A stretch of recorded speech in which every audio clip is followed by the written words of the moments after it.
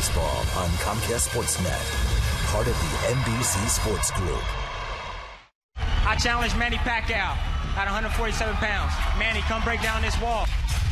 Last night, the Sox had a good defensive plan in their bout with Toronto. Straight left hand. Pacquiao's ready to get with it. But a 1-2 combination in the fifth inning by Rasmus and Cooper put the Sox behind in the scorecards. Hard left hook by Bradley. Good right hand by Bradley. The Sox landed some late counter punches in the 7th and 8th from AJ and Dunn. But when the final bell sounded, it was the Blue Jays that were left standing with a 9-5 victory. Tonight, the Sox are looking to stay off the ropes, counterpunch, and deliver the knockout blow. It's Game 2, Round 2 next.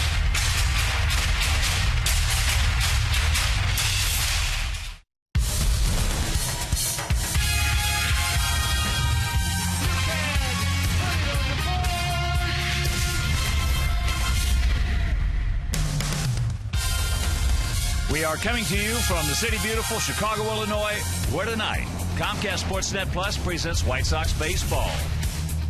It's Adam Dunn, AJ Pierzynski, Alex Rios, and the Sox as they get set to butt heads with John Farrell's tough Toronto Blue Jays. Hi, everybody, and welcome. I'm Ken Harrelson. He's Steve Stone as we get set to bring you Game 2 of this 3-game set and Game 5 of this 9-game homestand. As you know, we took 2 out of 3 from Seattle. We lost that ball game last night. Philip Bumber had a tough evening. We lost it 9-5. So tonight, trying to get back on the win traffic with Jose Quintero. Quintana has thrown exceptionally well, and Jose is one of those guys that he's not going to overpower you. He's going to move the ball around, and so far he's looked terrific in emergency starts for John Danks. The good news is Johnny threw tonight. He threw all of his pitches, and he said that he felt 100%. That is good news because we need him back in the starting rotation. So he goes against Morrow, and Morrow goes to the mound at 6-3. Brandon Morrow's a hard-throwing right-hander. He's got a terrific fastball. He's got a good hard-breaking slider. He came over from Seattle, and this is a guy that was in the bullpen with the Mariners. Now he's in the starting rotation. He's one of their best. We know they have a pretty good offense. We saw their top 2 hitters last night get 8 hits. We've got to control them. If we can tie the series at 1. All right, sit back, relax, and strap it down. White Sox baseball coming your way.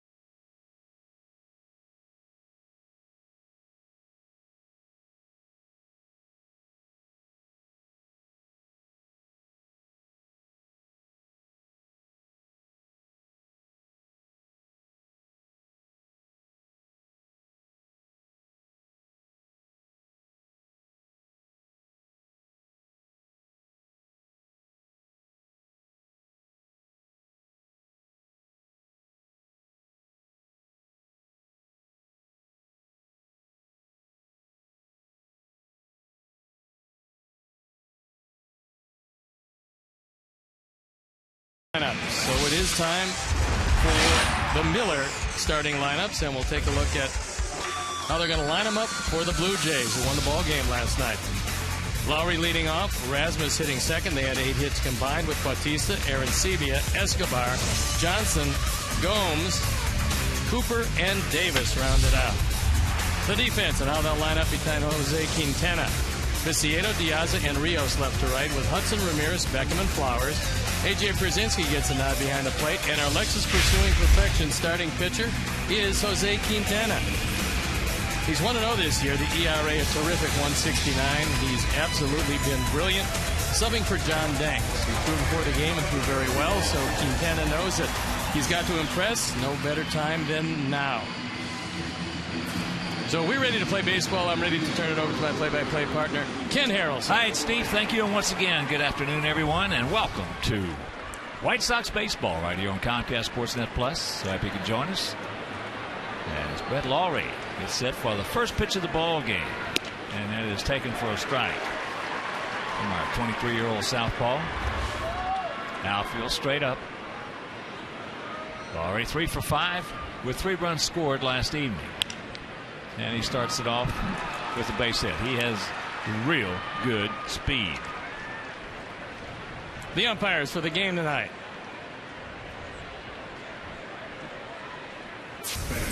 Behind the plate, Mike Esterbrook at first base, Jim Reynolds at second base, Vic Carapazza, and Jim Joyce, their crew chief, is at third. Here's Colby Rasmus, 5 for 5 last evening with a homer and 3 RBIs.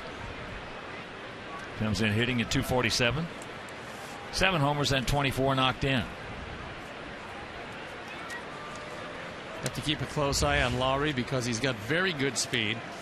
He's just really learning how to steal bases, but he's going to be a good one. Got a decent lead. Jacks it up, takes low ball 1. He is 8 for 12 in stolen bases. Blue Jays 38 for 49 in that category.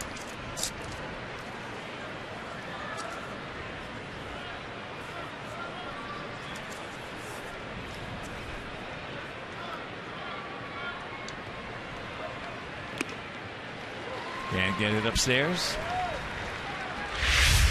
There's Brett LAWRIE. He's digging both feet in to get a better jump. However, although he is very fast, he has not learned the intricacies of stealing bases quite yet. He will, though.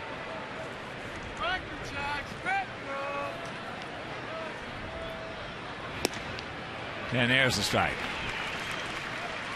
So Quintana on top of the count, 1-2. Rasmus has changed his style. He's moved up in the box. He's moved on top of the plate like he used to hit before they changed him in St. Louis and things started to go downhill for him.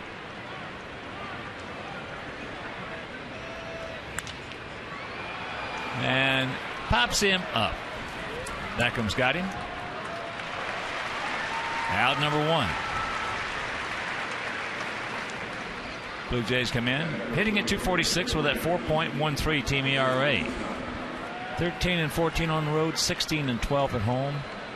They are 29-26, 2 games behind, and those 2 games behind puts them in 4th place. Well, you had a look at John Farrell. Before it's over, he will be known as one of the best managers in the game. He's very good now. He's going to be exceptional.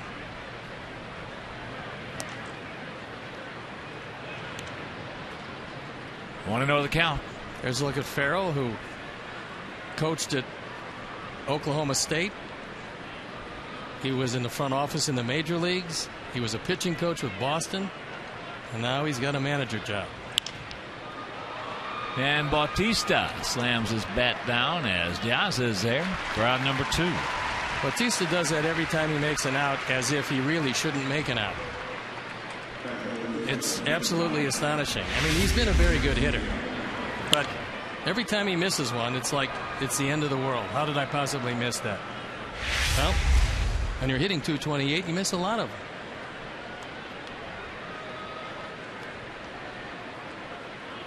Some pitchers take exception to that. Yes, indeed they do. So here's Arancibia, the catcher. JP, 1 for 5 last night. Comes in hitting at .229, 9 homers and 29 driven in.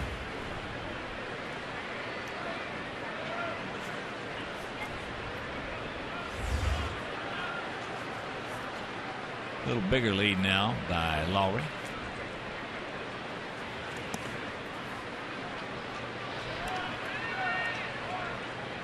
Want to know the count. Arancibia is not going to be a real big average hitter, but he can put a charge into it. Yeah, last year hit .219, but 23 homers and drove in 78. So with those numbers, as there's the strike. Got to tell you, he's not afraid of driving a run. Some guys, as far as driving in big runs, it's just like the last few seconds of a basketball game. In a one-point game, who wants the ball? Yes. We've seen that LeBron might want the ball, he just doesn't make the shot. Goes through that one. And count 1-2. Well, at number 23 here, we had for a while wanted it. He wanted it. John Paxson wanted it. Steve Kerr wanted it. But Michael always wanted it and made more than his share. They got him picked off. Good right, Gordon. Attaboy. Now give it to him and put it on. And one throw. Attaboy. Gordon back. They'll retire the side after having a play. It's their guys nothing, and our guys coming to bat.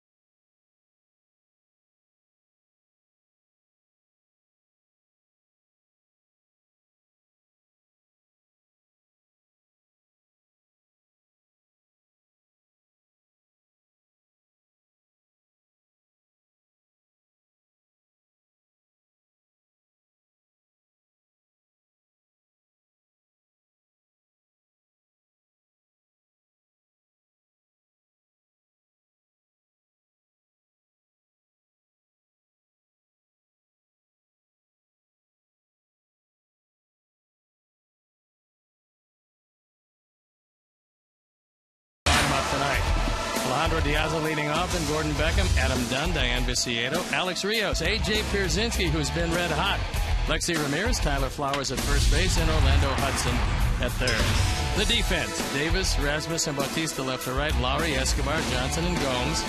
Arancibia behind the plate, and our Lexus Pursuing Perfection starting pitcher is Brandon Morrow. Morrow, a hard-throwing right-hander, 6-3, the ERA very good at .328. This is 12th start. Only 22 walks and 62 strikeouts in 68 2/3 innings. Was a reliever in Seattle. Now a pretty effective starter. And before we show you our picks to click you at home, select yours. There's Alejandro Diaz to lead it off.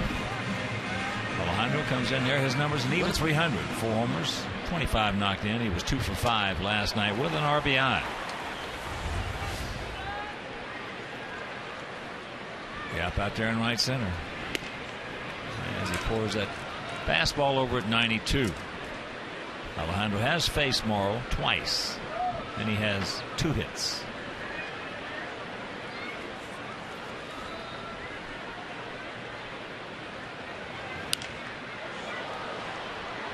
Very quickly to count 0-2 with Beckham on deck. Morrow, 27, 6'3", 200 pounds, out of Scottsdale. They got a pretty young and talented starting rotation.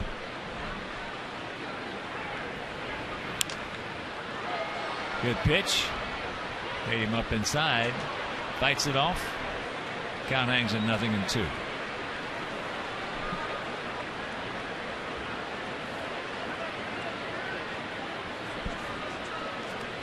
Outfield very short and left and center.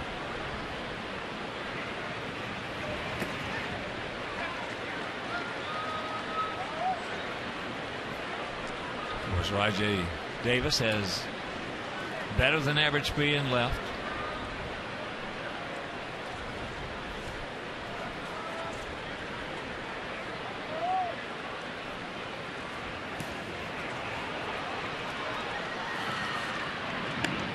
They get him, and that's out number 1.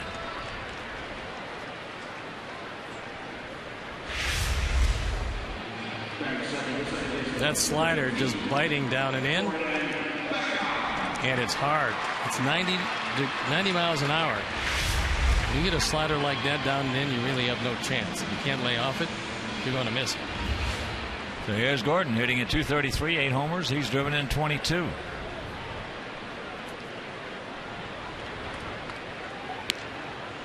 And as we speak, Cleveland leading Detroit 6-2. That game in the top of the 5th.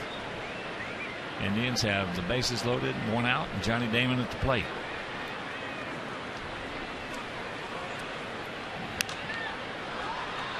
And that is popped up, and it's going to be a souvenir. When Morrow was traded over from Seattle, he went in exchange for Brandon Lee. Now, at that point, they thought they were trading hard-throwing reliever for hard-throwing reliever. But Toronto had other ideas. They thought that Morrow could start. And he was 10-7 in 2010 and 11-11 last year as a starter.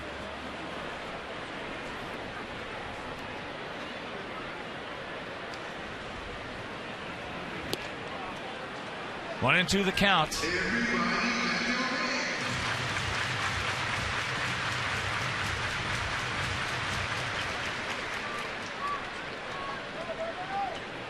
Rasmus, he's short over towards Bautista, who is also short in right. Count evens. Adam Dunn on deck. Kind of surprised they are playing him all that shallow. Brian Butterfield makes out the defensive charts, figures if Beckham is going to go that way, it will be shallow. He did not go. Very emphatic by Jim Reynolds.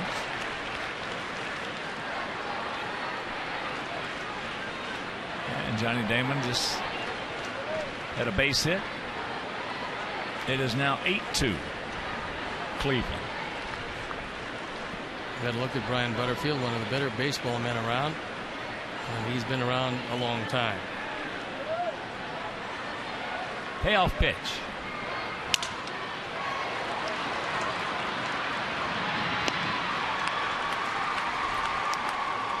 And that's out number 2. So a 2 out. Let's check out our Farmers Insurance picks to click tonight. Jimmy and Joe, our director and the crew, well, they went with Diazzi. Steve's going with Beckham and Terry Hanley, Roger Clare, Mike Williams, Eric and all the guys, Bolingbrook, Hawthorne Woods. We're going to go with AJ. So here's Adam hitting at .223. 18 homers. He had 1 last night. And if you missed it,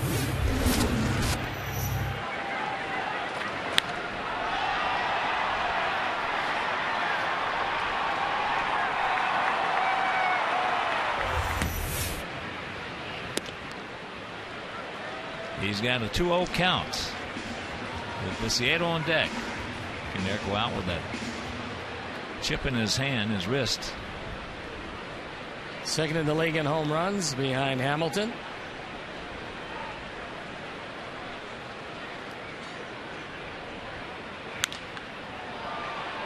And it's a high pop up.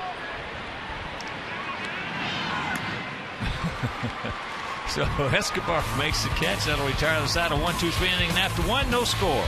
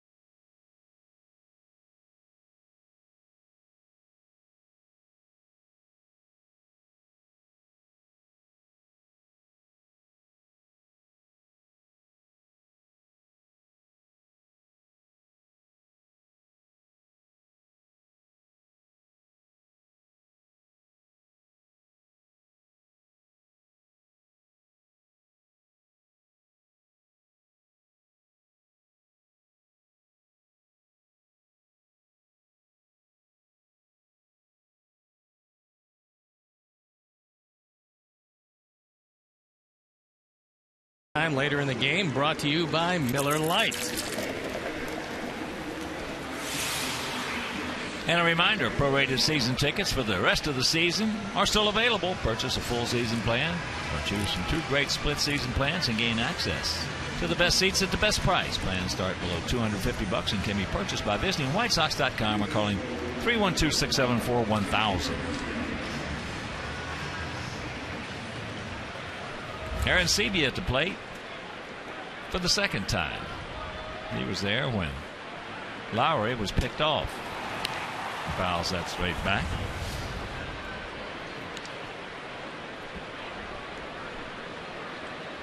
Second of the 3-game set and 5th of this 9-game homestand. He took 2 out of 3 from Seattle. And there's a bullet.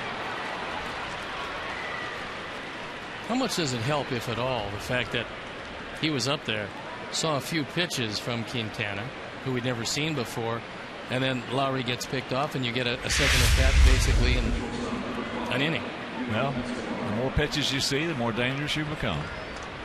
Now he was familiar with the movement of the ball and the speed of the fastball.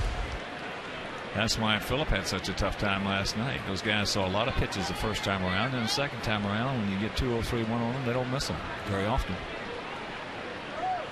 So here's Escobar, Unell, 29-year-old shortstop. That should be right to the bag and rack him up. Good pitch.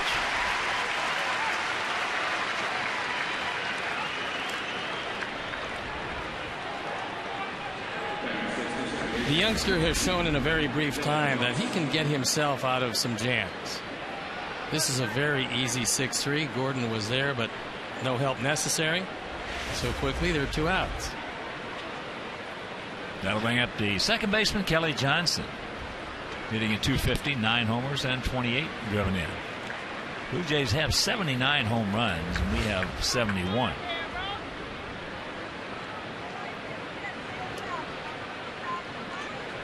One and one to count. Johnson 1 for 4 with an RBI last night. 30-year-old infielder, started off his career with Atlanta, with the D-backs, and now the Blue Jays.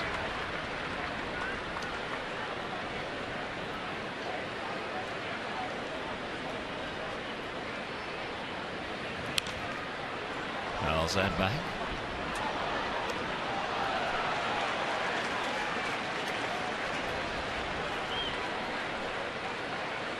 Two out, 1-2 the count.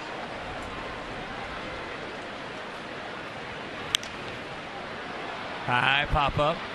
Tank giving chase to no avail. Souvenir. He had some interesting times with his former team, the D-backs. Managing general partner Ken Kendrick. I'm questioning the representation of Stephen Drew and Justin Upton. I didn't see what he. What did he say? I didn't see what he said. Well, that perhaps the extended time off the field might be because of representation. Of course, that would be in both cases Scott Boras, and he would probably never do that. But I know Stephen Drew wants to get back on the field. He did not go. He checked it up. Says Joyce.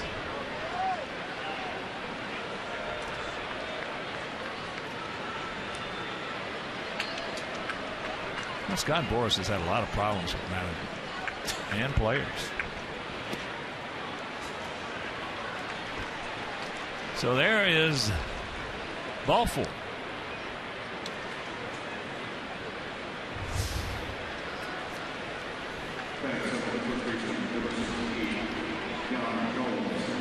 Here's Jean Gomes, 24 years old, out of Brazil, Sao Paulo, Brazil. Hitting at .227, a couple of homers. He's driven in 5. .271 minor league hitter.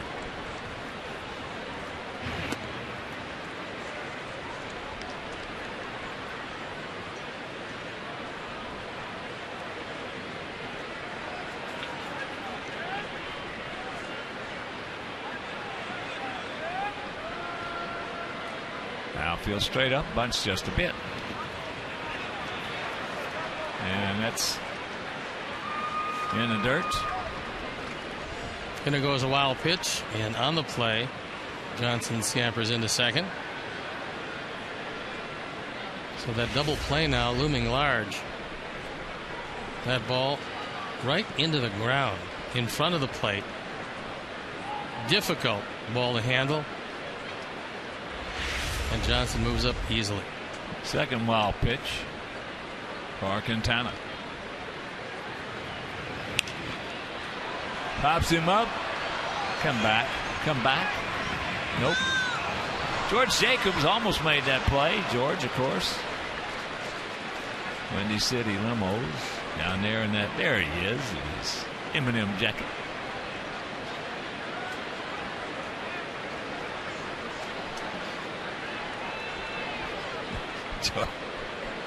Looks like a NASCAR driver.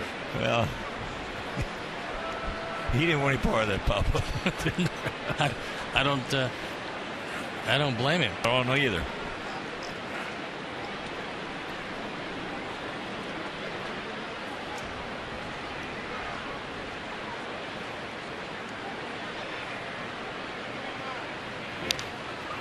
Fouls that back, and that evens the count at 2. So 2 balls, 2 strikes, 2 out here in the top of the second. We haven't found many Brazilian baseball players come to the major leagues, but it's become truly an international game. We're seeing guys come to the big leagues now just about everywhere, and I know most of the people in the commissioner's office very much hoping to get a Chinese equivalent to Yao Ming or a Chinese equivalent to Ichiro. Look at the play by Hudson. Mercy. A rocket off the bat of Gomes. A great reaction play by Orlando Hudson to save a run. And we'll go to the bottom of the second. No score. Orlando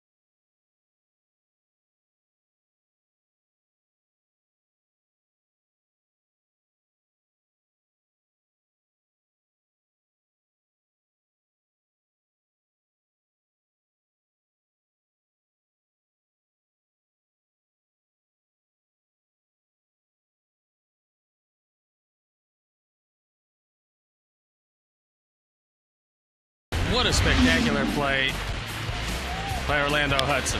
A rocket down the line, looked like it was ticketed for 2.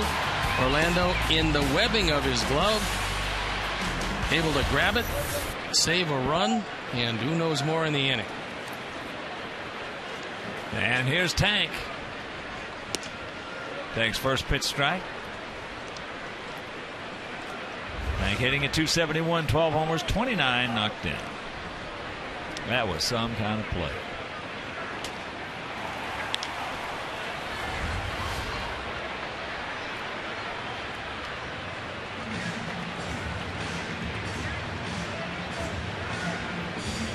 Jan Gomes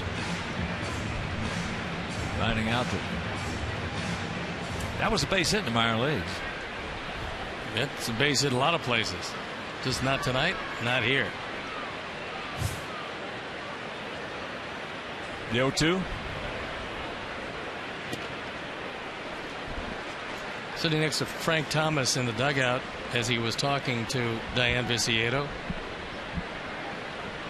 He believes, as we do, that the sky is the limit as far as this young man's talent.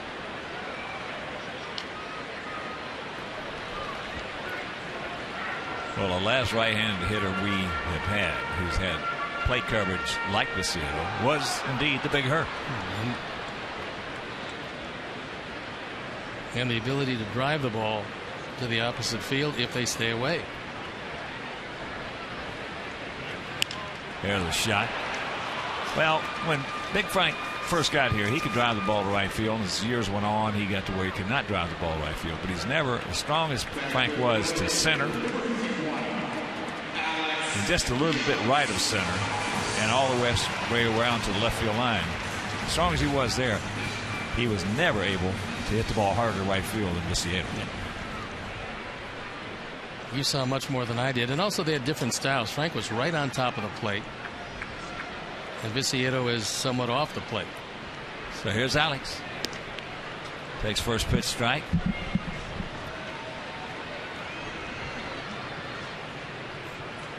Now VICIEDO can hit the ball. The last right-handed hitter I saw that could hit the ball that far to right center was Bo Jackson.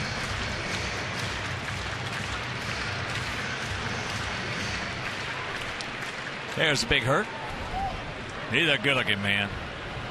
Doing pre and post here tonight, and very happy that it wasn't any warmer as he was sitting down there in the sun in the suit. He said, would have been great about 10 more degrees on the big fella. Well, what a hitter. Greatest hitter in White Sox franchise history.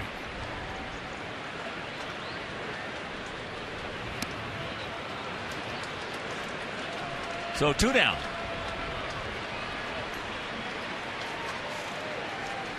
Well, Morrow, like most pitchers, especially that has that kind of stuff, you better hit a fastball early in the count, because if he gets to that slider, you got trouble. So here's AJ. He was 2 for 3 last night. Comes in hitting at 297, 10 homers, and 37 driven in. And there's a shot. And here's what he did last night. Off Romero. He got a first ball fastball, inner portion, hit it way back. Hit double figures with that one. He's driven in 37. It's a banner offensive year. Well, those 37 leads all major league catchers in RBIs. I can't believe that he's 5th in the voting, because there's not 4 other catchers in this league who've had better years than he has. No, I mean, that's crazy. Nope.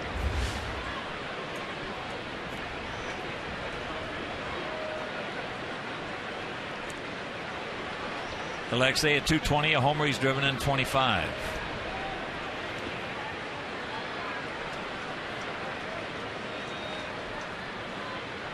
Alexei 3 for 7 lifetime off Morrow. He's got a little flu bug that's running through the club. Adam Dunn has really been suffering with it for a few days. A number of our guys have been under the weather.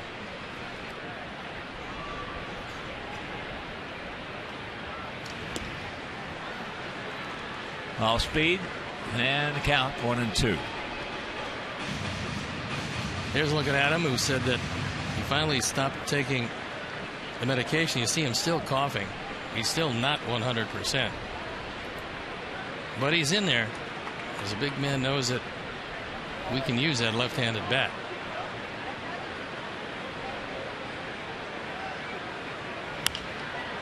To the shortstop, Escobar. And that'll retire the side. And the town of Auburn, Indiana has lost one of its own. 24-year-old Army Sergeant Jabron Knox was killed in action in Afghanistan just a few days ago. And Jabron leaves behind his wife Courtney and 6-month-old son Braylon. Our thoughts and prayers are with the Knox family and the town of Auburn, Indiana tonight.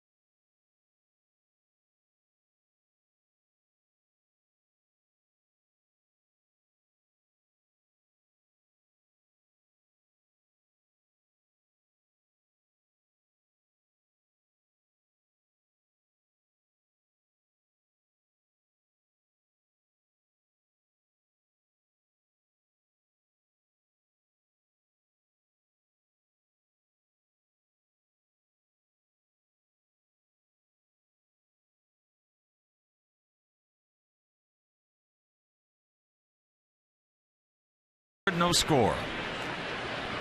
23-year-old southpaw Jose Quintana takes first pitch strike, does Cooper. He was 1 for 4 with a homer and 3 RBIs last night. Comes in hitting at .324. Couple homers and 6 driven in. He showed us some surprising power as he took it opposite field into our bullpen. And he's not a guy known for big power.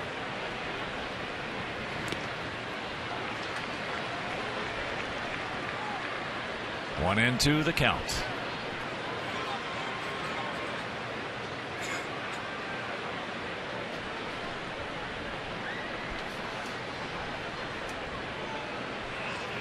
That Cleveland Tiger game was 8-2. Cleveland is now 8-6.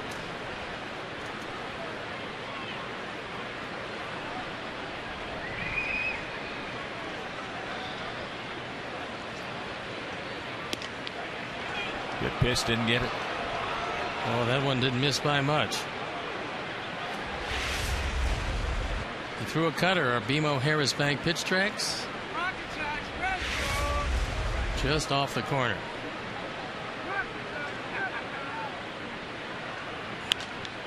And that has popped up. Tank.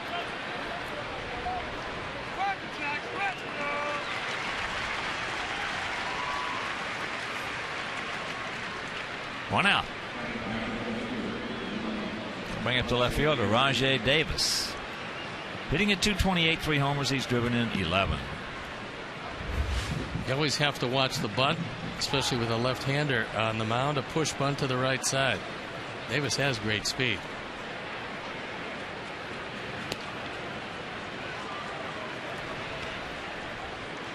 First pitch strike.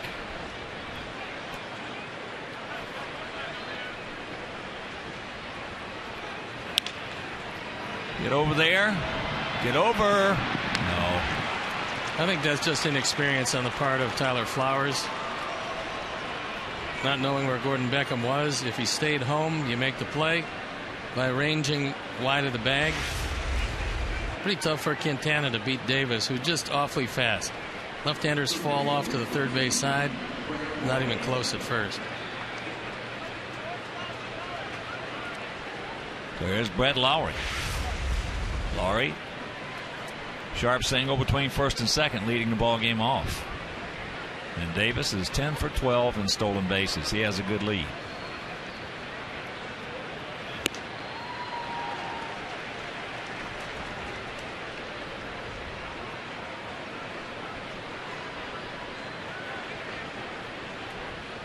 I like the fact that Jose is using a slide step to try to combat the speed of Davis.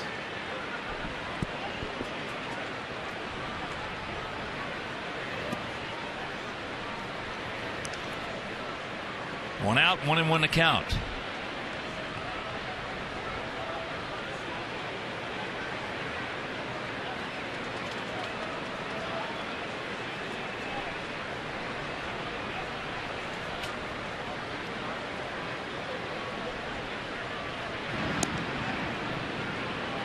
Quintana out of Barranquilla, Colombia.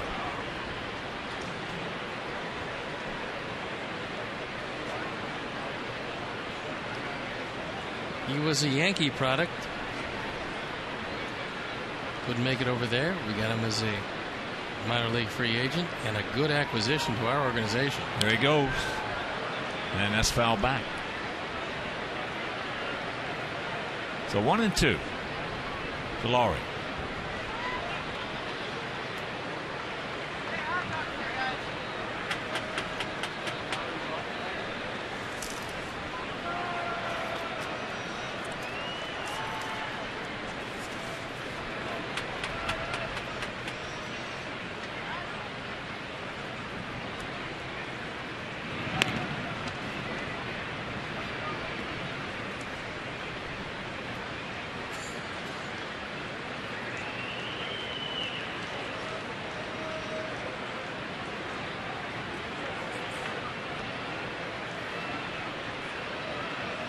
A little bigger lead now.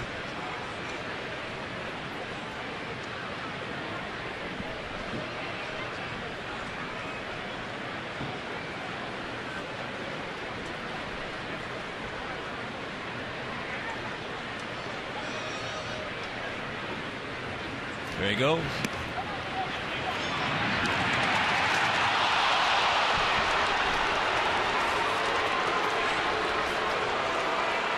Everything's set up pretty well. Quintana got rid of the ball quickly. AJ got rid of the ball quickly. But Vic Carapazza said he got to the back of the bag. He looks back. The throw just on the other side, on the third base side. And the tag not there in time.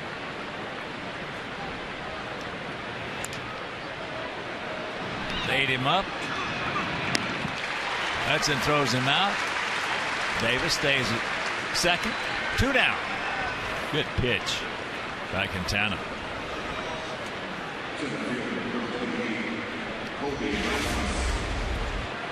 He was able to ride that cutter right in on the hands of LAWRIE, who couldn't get his hands out. And Hudson has already made a couple of real fine plays at third.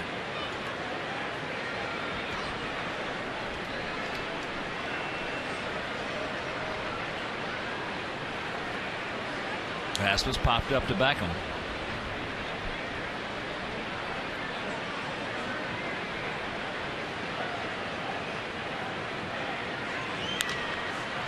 Has popped up. Come back. Nope. And a reminder on Monday, June 18th, when our Sox take on the Cubs at 7:10 p.m., Miller Lite will give one lucky fan the chance to pitch for $1 million. Chance to pitch for $1 million.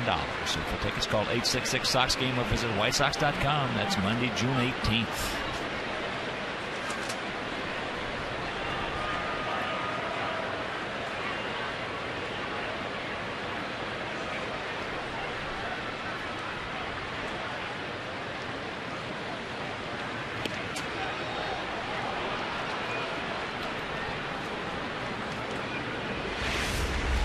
BMO Harris Bank pitch tracks, and this ball is off the corner. Good call by Mike Estabrook.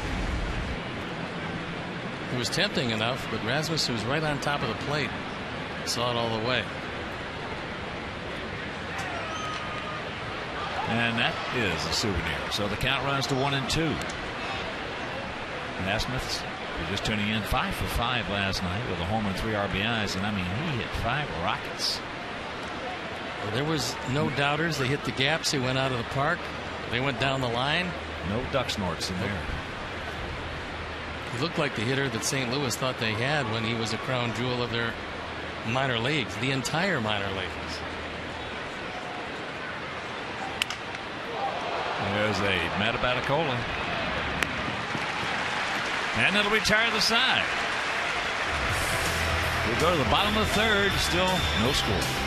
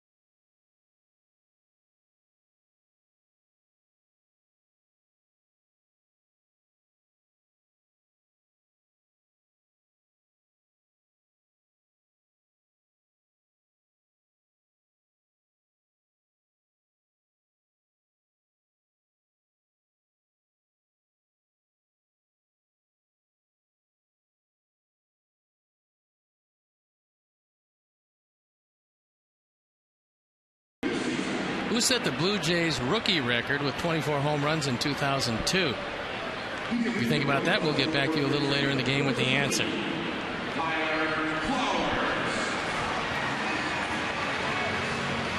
We've got luminaries at the game. There's Troy Murray, played for the Blackhawks better part of 10 years. The Selke Award winner in 1986.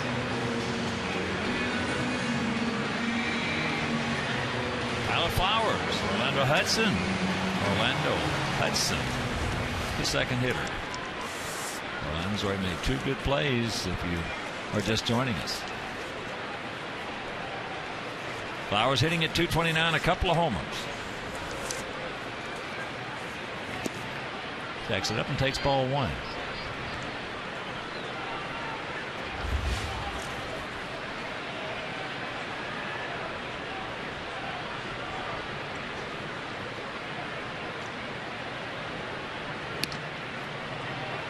Helped him out, and the count evens at 1. This light, which is not yet darkness, it's pretty tough to see that quick breaking slider.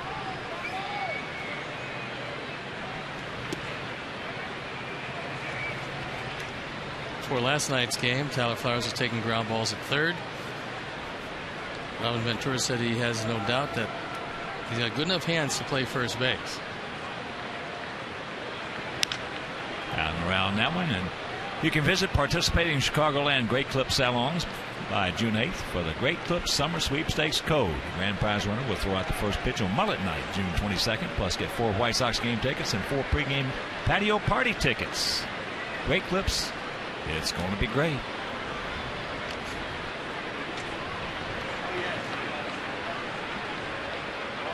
Two pitch.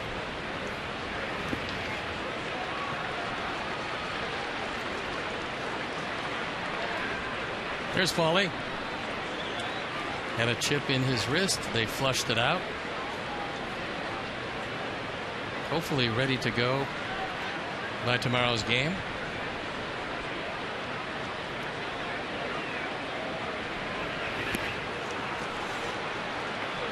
One out.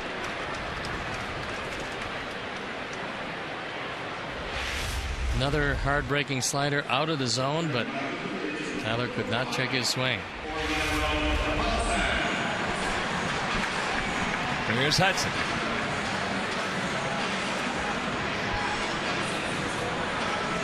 He's at 171. 0 for 3 last night.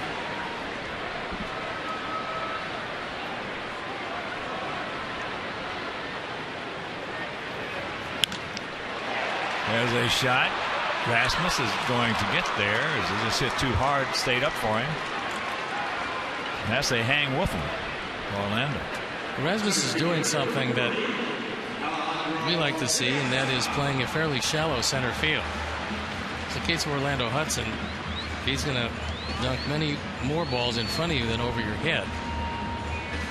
He's been shallow on a whole lot of hitters in the 2 games we've seen him play.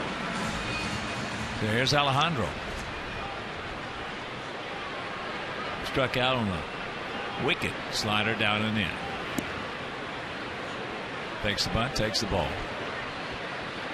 That's one of the few straight changes that Morrow has thrown tonight.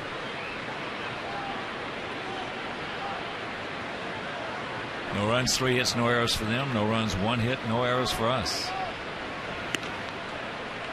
That 1 hit, a sharp single to right field by Pierzynski.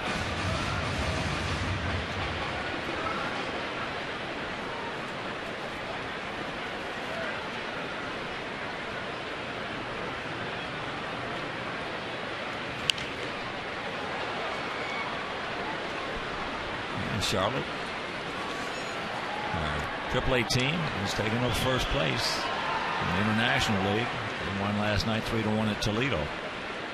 Brent Morrell, 1 for 4 with a run scored, is hitting .320. Over 7 rehab starts. And that's back and out of play. Last 14 games, Alejandro has been excellent. He's been among the league leaders in runs scored all year long. Stolen bases, he's our main threat. And runs batted in, that's the surprising number, 13 of them.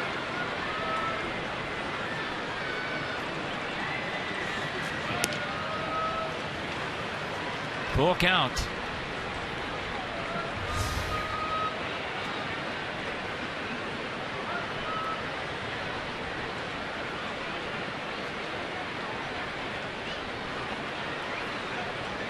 All full base hit. It's in the left field. Davis right there. And that'll retire the side. We'll go to the 4th. Still no score.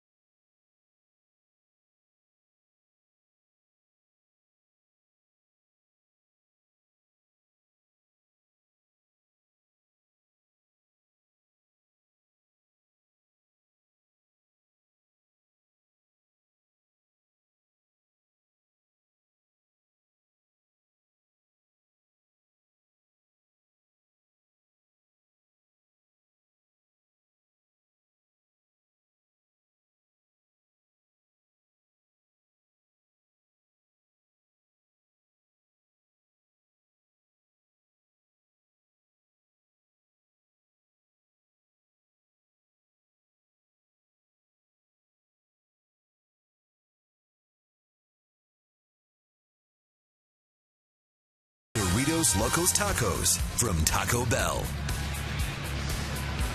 Top of the fourth inning.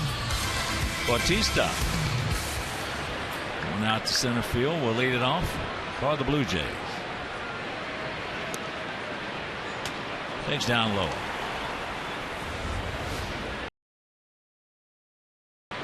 Bautista last year, 302, 43 homers, 103 knocked in. Talking with John Farrell about him, he said that he's been frustrated, and consequently he's been expanding his strike zone, which at the end of the day really hurts you.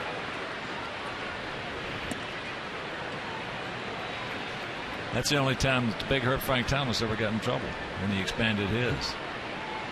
See, most home runs since the start of 2010 season, right at the top of the list, Bautista. I don't imagine Frank expanded it too much in the early years.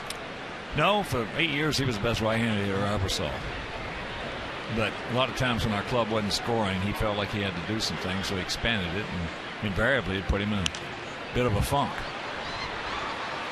Ted Williams always said it, you've got to take your walks, regardless if you like it or not. You've got to take them. That's what Frank said tonight about DAYAN VICIEDO. He said he will be a great hitter when he learns when pitchers are pitching around him and he learns to take his walks. Ate him up.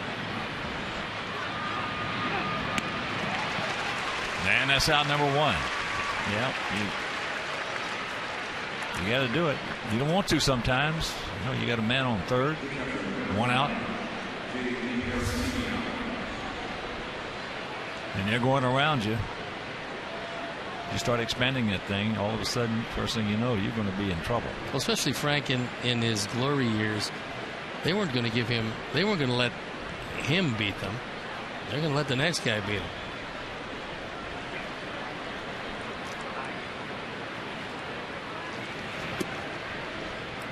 Arancibia hit a rocket into left for a base hit.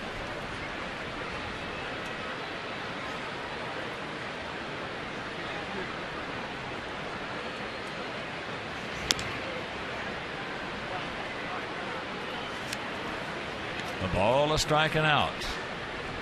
Joe McEwing, along with Robin, part of the new half of the coaching staff that's done such a great job, the entire coaching staff this year. Well, those guys work really hard. They've got guys out every day, not only extra hitting, but infield practice, moving guys around to different places they haven't played, places they're not likely to see ground balls, and they do it every day at home and the start of every series on the road.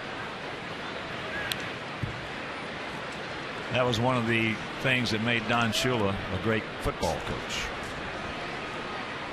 He tried guys at different positions that he felt like they would fit in better than the ones they had been playing, and it worked.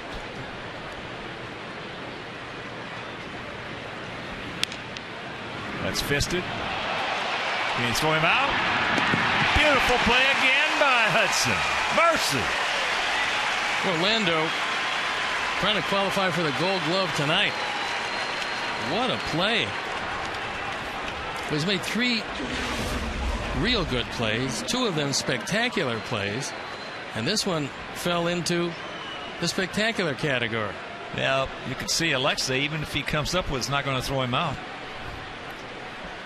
And Orlando knows that. Also, we had some spectacular play last night defensively. Our club has really been playing good fundamental baseball. That's one reason our fans are starting to really like this club. Well, pretty nice attendance tonight. We look around, there's a lot of folks in the seats.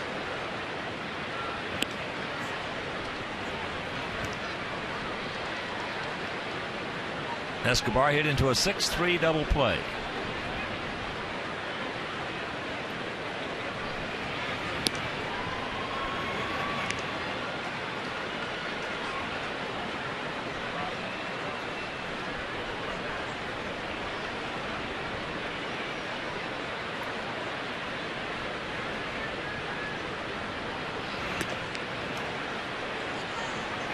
Three and 1 to count. With Kelly Johnson on deck.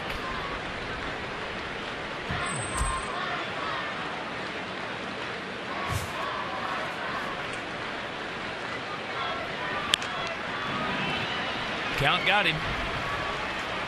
That's 2-0-3-1 counts.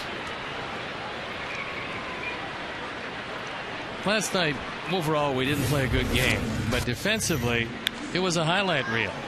ALEXEI had 3 of them: a leaping catch, a 360 spin, and gun to first base, and then this spectacular double play with the glove flip, the force out rather. Just a terrific job by Ramirez at shortstop.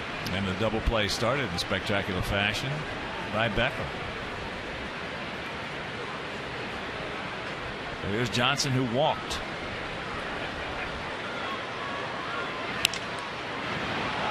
And there's a line drive. So Tank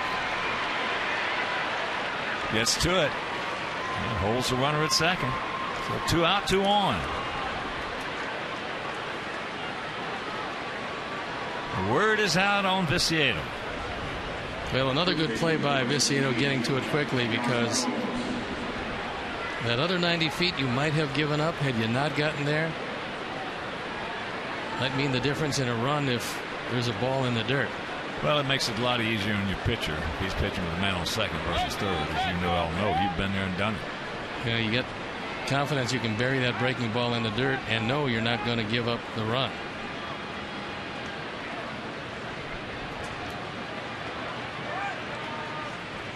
So here is Yan Gomes, who was robbed of extra bases and an RBI back in the second inning. And after the pitch, we'll show you why and how.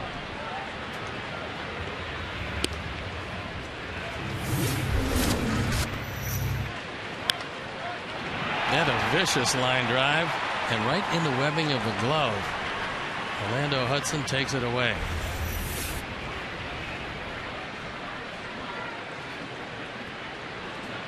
Well, so far he has saved another run yet. So that's 2 you can put on his plus side. We'll have to talk to him about it, but the third baseman's glove is bigger than the glove used by second baseman. And I would assume that because Orlando, a lifetime second baseman, has moved to third, that glove, just a touch bigger, allowed him to make that play down the line.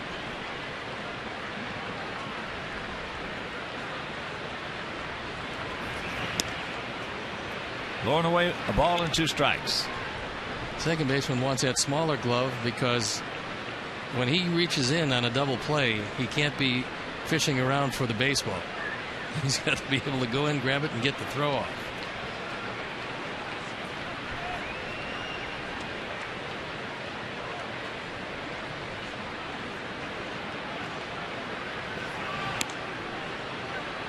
Well, 2 of the best second basemen ever played the game defensively were Bill Mazeroski and Dick Green, the Oakland A's. And they virtually had almost no pockets in their glove. Yeah, I mean, you took a look like at a pancake. It looked like their hand.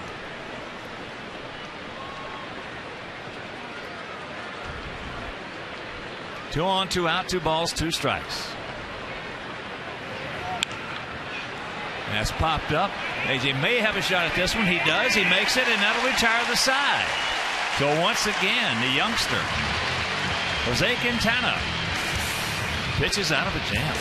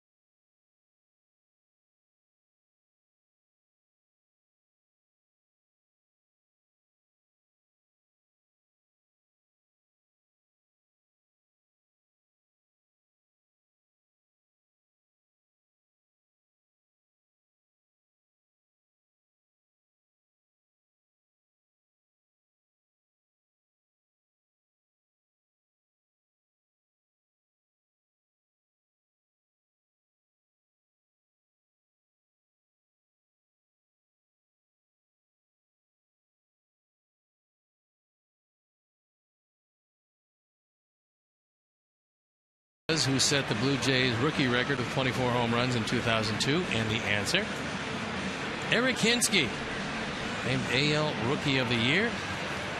He came over from the Chicago Cubs and lost a lot of weight, got in great shape, and won the Rookie of the Year as he went to the other league.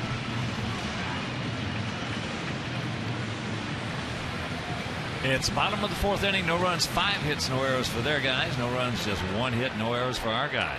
It'll be Beckham, Dunn, and Viciedo face the 27-year-old right-hander Brandon Morrow. For his first pitch strike over at 92.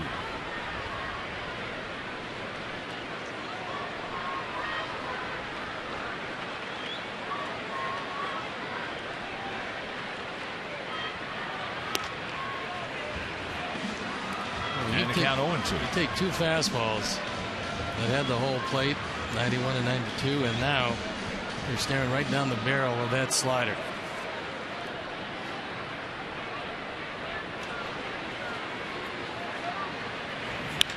Ball hit hard.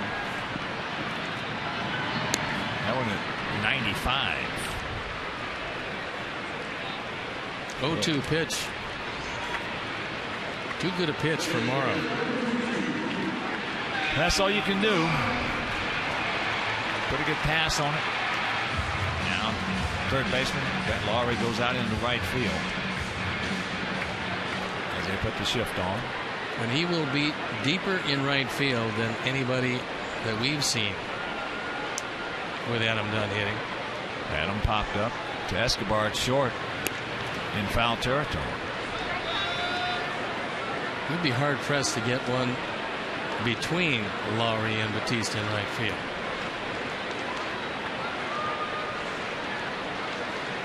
Gotta have a lot of overspin on it. It's true.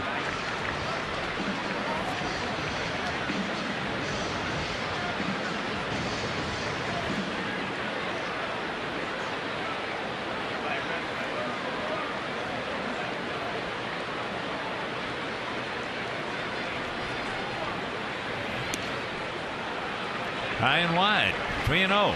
Turn him loose.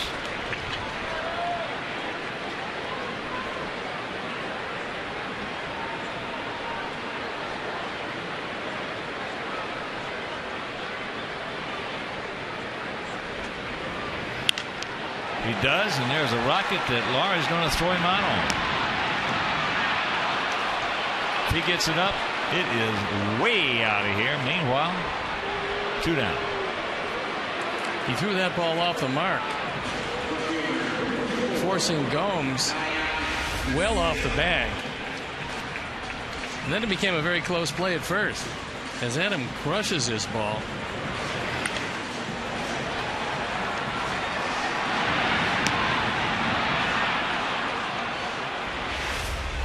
So here's Tank. Tank lined out to second base.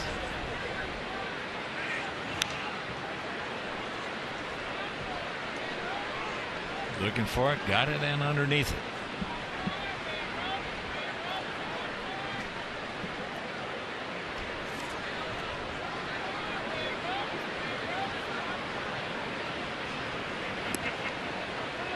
Took that pitch nicely. 1-1 to count.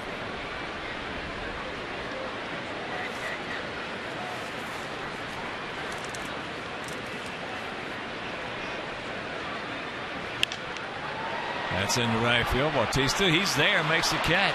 Another line shot. So Tank go for 2 with 2 line shots. But meanwhile, we're into the 5th.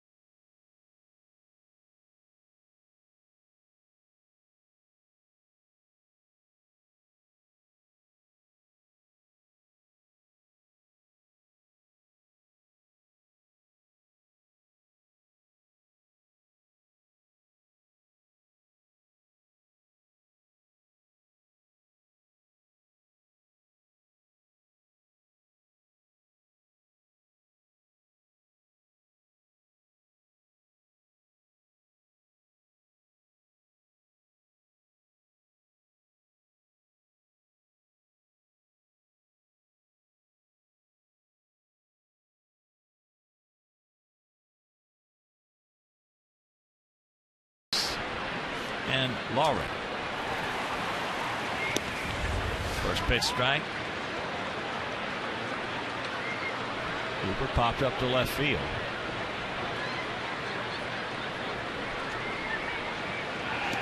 The Cleveland Tiger game in the bottom of the 7th with the Indians leading 9-6. It's 0-0 here, but both pitchers have gotten to the same spot completely different ways. And there's a line shot. Well, the leadoff man aboard. That's a 6th hit, all singles. Quintana has not had a 1-2-3 inning yet. As Cooper goes right back up the middle. On the other side of the ledger, Morrow has just absolutely sawed through our lineup. Just 1 hit in 4 innings. Davis had an infield single and also a stolen base.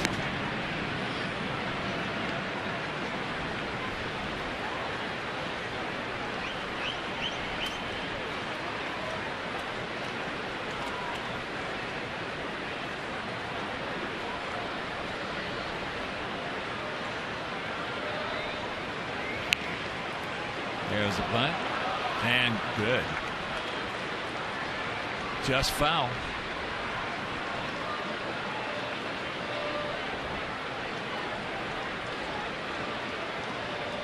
Rajay Davis has always played well against us.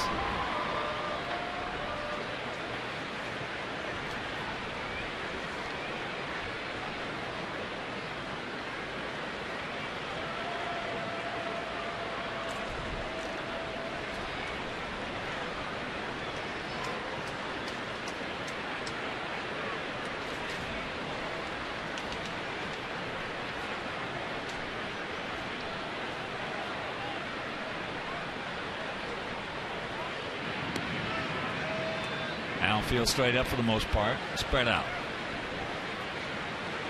Hudson at the cut of the grass.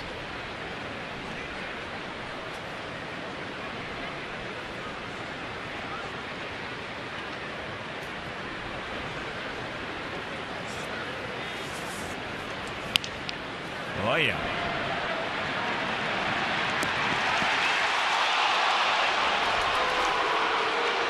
He can run. That's the biggest part of Davis's game. And although ALEXEI got it to Gordon quickly, he couldn't get it there. This ball not hit quite as hard as you would like. Gordon stays in, pours it across, but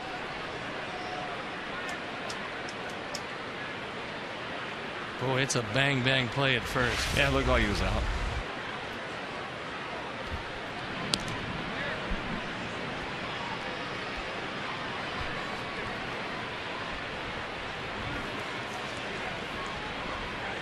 That's about the biggest lead we've seen by anybody at first base this year. LAWRIE has singled and he has grounded out to third.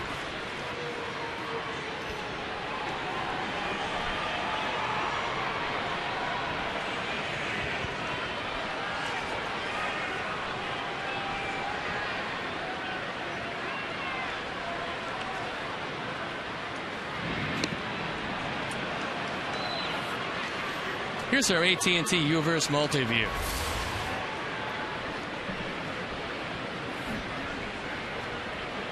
The back of Brian Butterfield, the third base coach, as he flashes signs to Davis.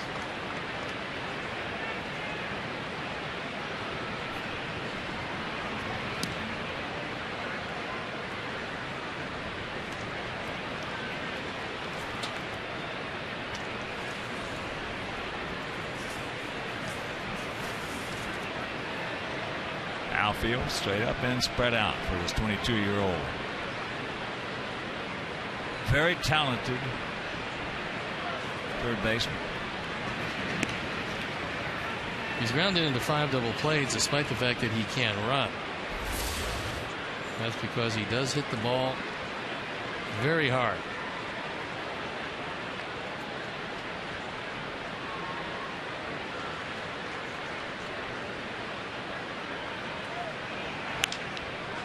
And that's into right center field. Everybody converging. And it's Diaza who makes the catch for out number 2.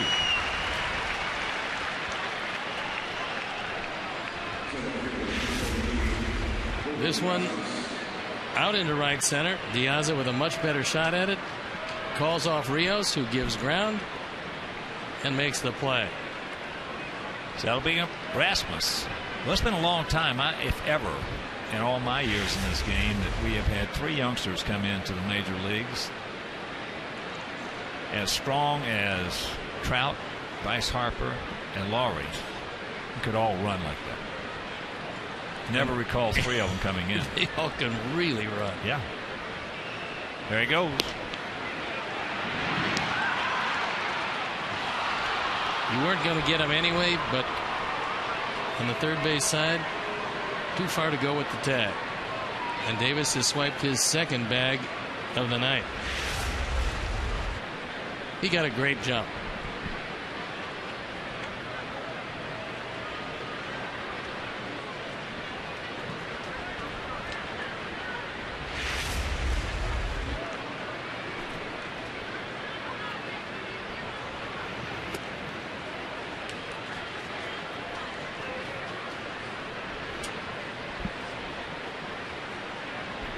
One and one to count.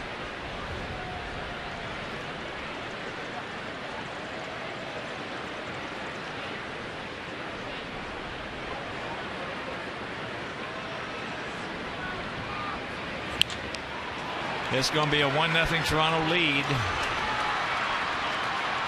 Tank gets it back in. Here's a throw. And they got him. Viciedo. With that gun he's got. Meanwhile, Davis scores.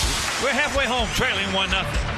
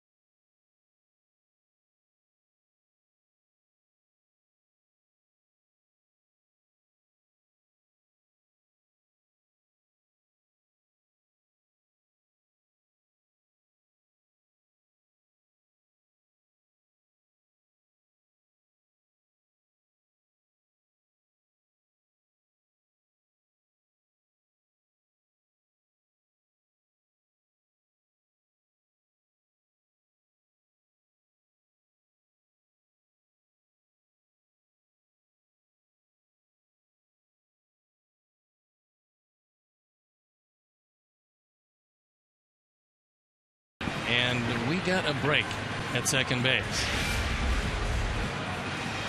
Vic Carapazza on the call. Watch the front hand. Gordon gets a tag on the shoulder, but it appears the hand's on the bag. We'll take the out, however, trailing 1-0. And here is Rios. Alex struck out. We only have 1 hit. And that was by the man on deck, A.J. Pierzynski.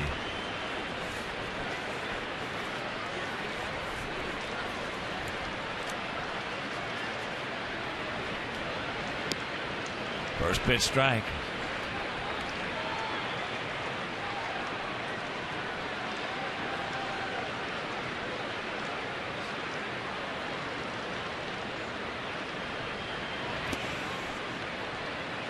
1-1 the count. Morrow's won 6 of his last 8 starts.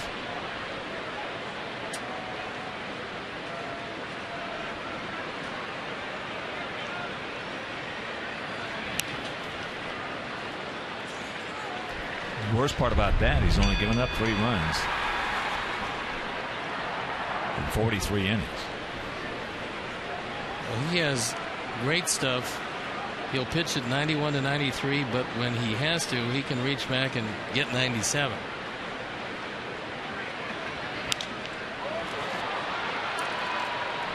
Colby Rasmus. 1 out.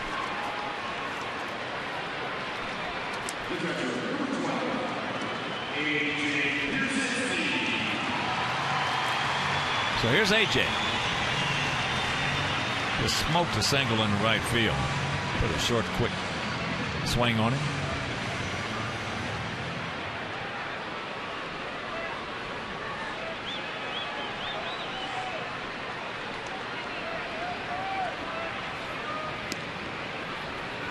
Takes the strike.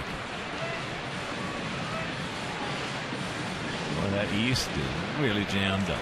Coming into tonight, Baltimore, Tampa Bay tied for first. As that's out of play, and the count 0-2. They're at 31 and 24. The Yankees at 30 and 24. Half game back. As you check out the standings there, you see the Blue Jays 3 over, 2 games back, followed by the Red Sox. And the Yankees leading 4-0 in the bottom of the 8th in New York over Tampa Bay. That ball hit hard. Look at LAWRIE. Nice pick right there. So that's a hang woofing for AJ.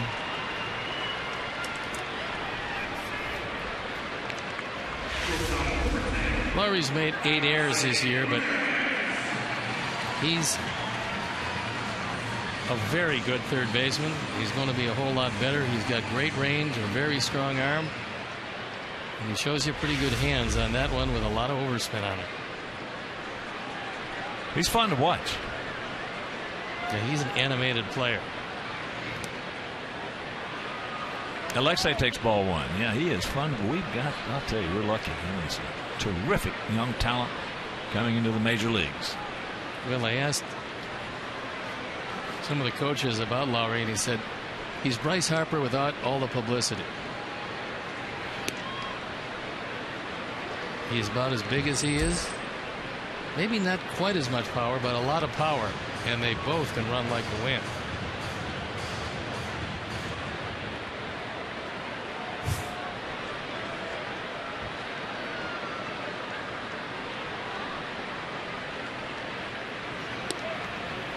Pours that one right there.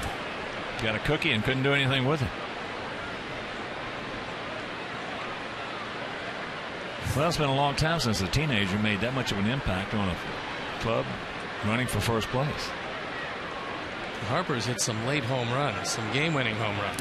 Had one in the 12th inning the other night. Got a base hit last night to win the ball game.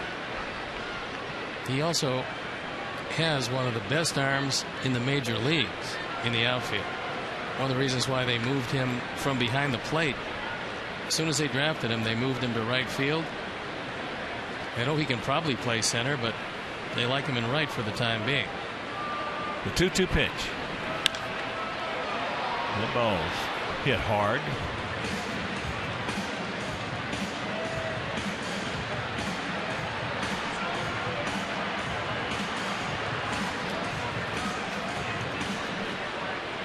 Last 9 games, ALEXEI has been hitting pretty well.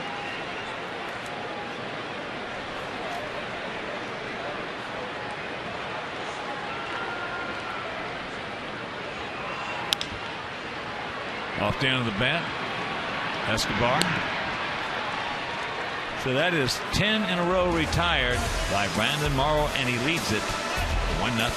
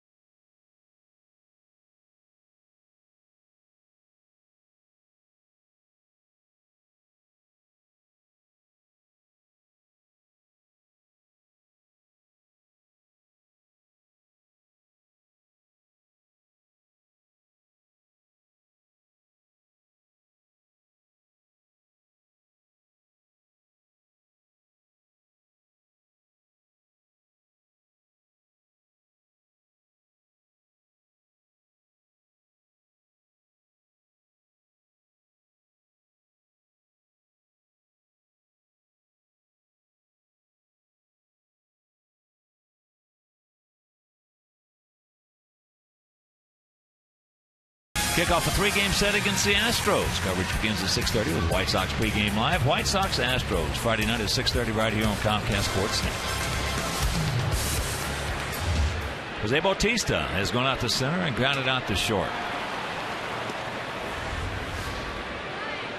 1-7-0 for them. 0-1-0 for us.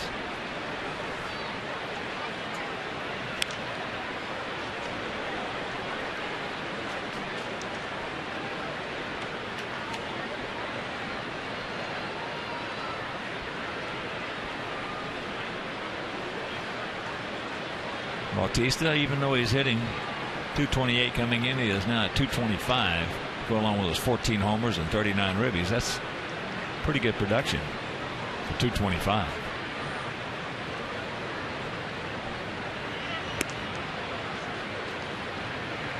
Well, he will probably get hotter, but right now he's on a pace to hit in the neighborhood of 35 to 40 home runs and driving 100. Everybody says the year's disappointing, but those aren't disappointing numbers. Not at all. Not at all. He's going to hit. There's no, just like Pujols. You know he's going to hit. You know this guy's going to hit. It's 3-1.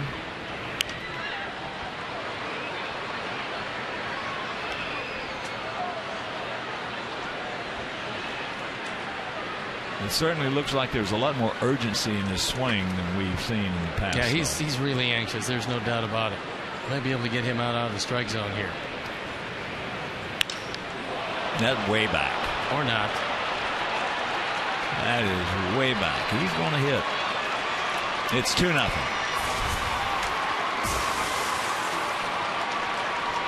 Well, unfortunately, that one, a cutter or a slider, is right over the heart of the plate. And he got most every bit of that one. Ford home run replay. It's number 15, and as you can see, that ball cuts, but splits the plate and long gone. So here's Aaron Sebia. Takes it low and away.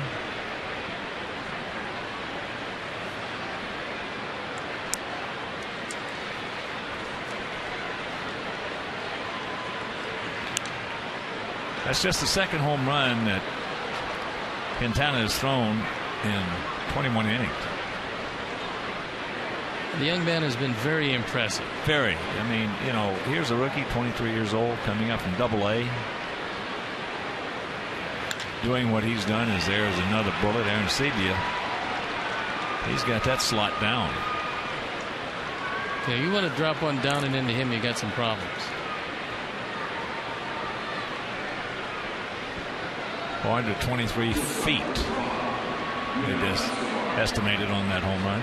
And Don Cooper is calling down to the pen as the Blue Jays have racked up 9 hits in 5+ innings. Juan Nieves takes a phone call, gets out a baseball, and gets it ready as the bullpen starts to work. Well, with the exception of that infield single by Davis, they all have been hit well. Here's first pitch strike.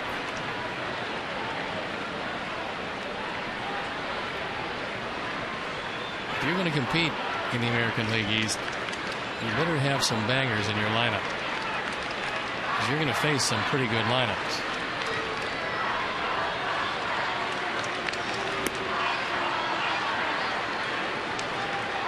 Only one to count. Nate Jones loosening in the pen. He was another one of those guys that was under the weather for a bit.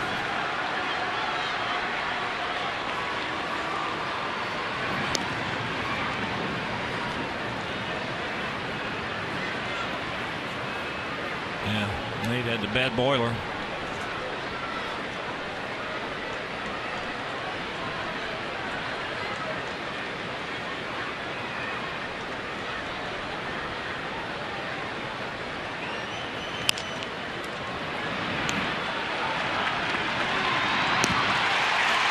Turn it. That gun of Beckham. 2 down. There's a number of ways to come across the bag, and one of the best ways is keep yourself far enough away so that the base runner can't get close to you. And Gordon comes across well out of line of the bag, and so if Arancibia wanted to go get him, it probably would have been construed as interference. Gordon's got a shortstop's arm, holds him in good stead at second.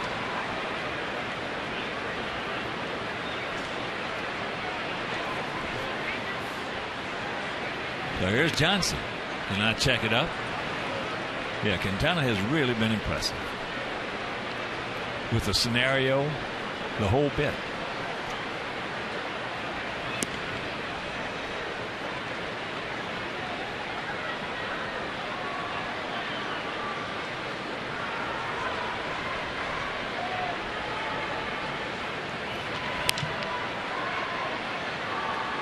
Yanks that one foul.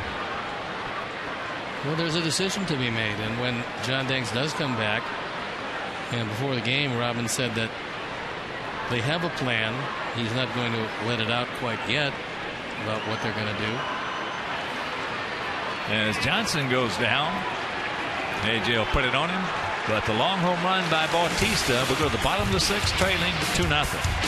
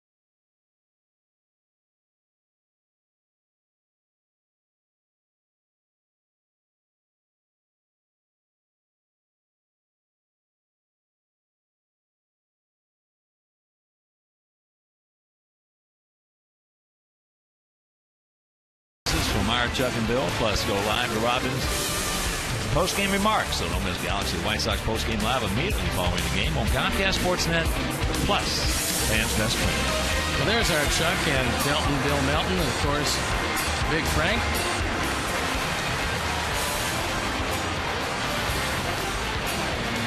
And there is Dr. Jack Ruby.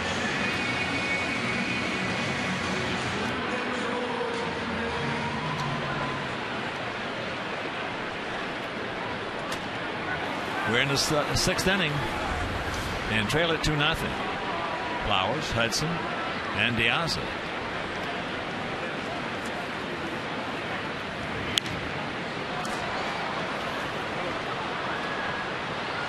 Trying to get something going against Morrow, who's been just overwhelming. Well, he's got a great rhythm going. He's like a hitter who has got his timing and his rhythm at the plate. He's got it on almost cruise control. Throwing a lot of strike one.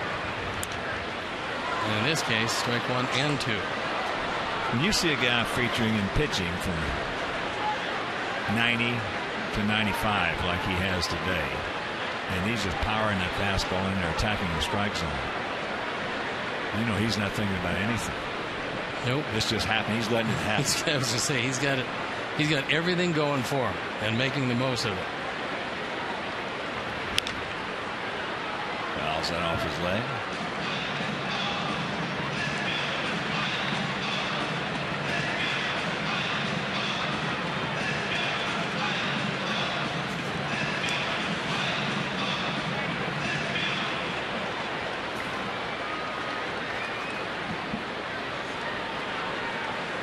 Morrow has averaged 6 innings per start.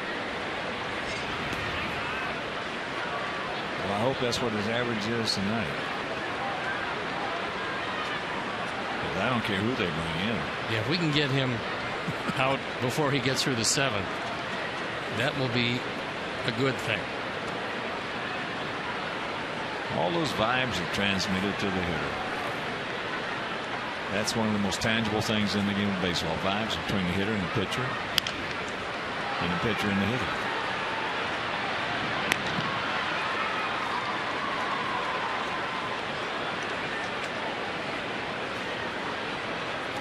That's 7 ground balls as you see he's retired the last 11 men he's faced.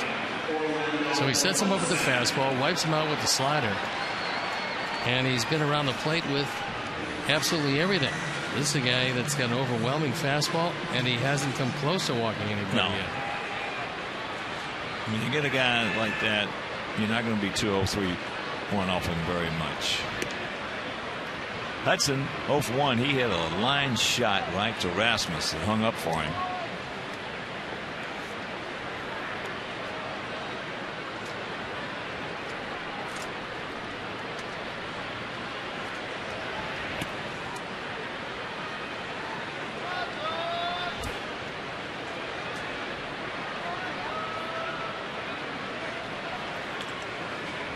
Two 9-0 for them. 0-1-0 for us.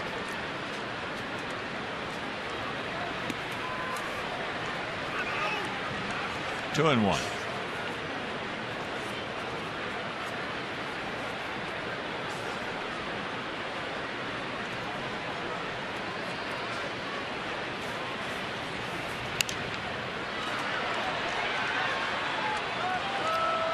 Mezzanine. So 2 and 2. In the finale tomorrow night, Jake Peavy against Henderson Alvarez. And that game, if you can't make it to the ballpark, will be over WCIU.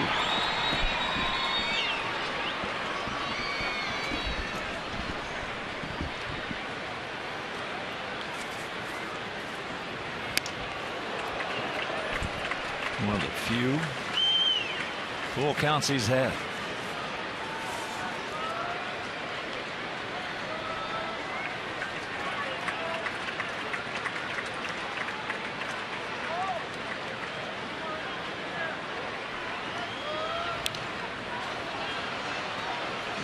Stay on it.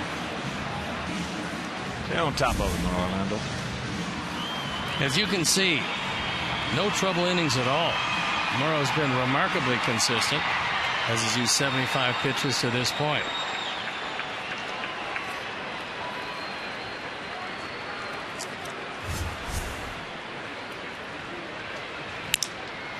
And there's a soft hit and a nice pick.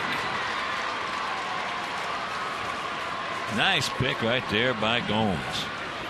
Thought we were going to get a break for a minute, and that was going to hit the second base bag. Almost did. Off balance throw, picked by Gomes on the long hop.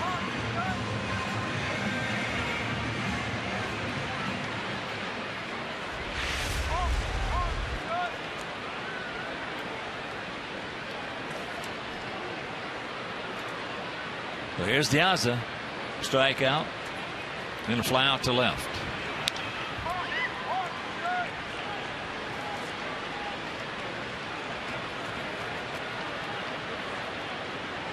Well, we talked about it in between innings a while ago. You're not going to beat this guy. You got to beat him on his fastball.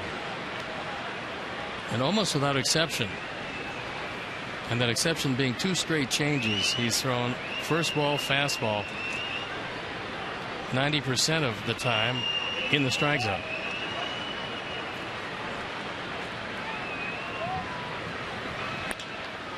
Ball hit sharply down to Gomes. Meanwhile, that is 13 in a row retired by Morrow.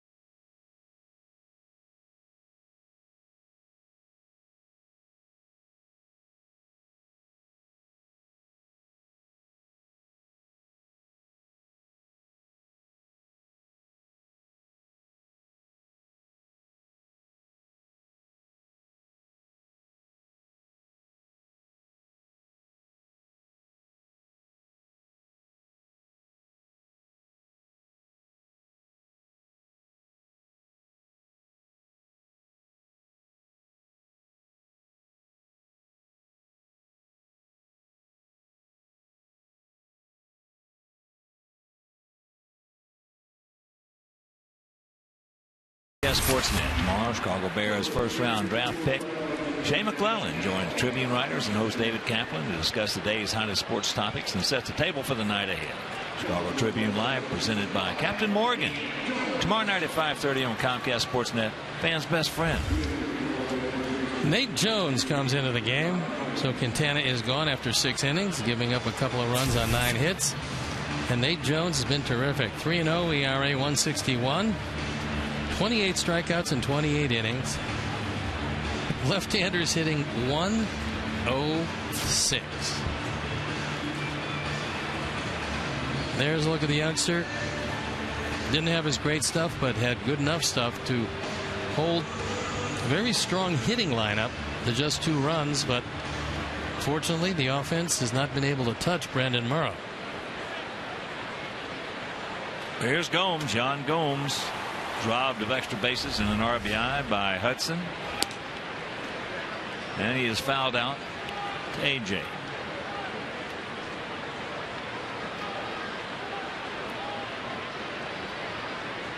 Cleveland has defeated Detroit.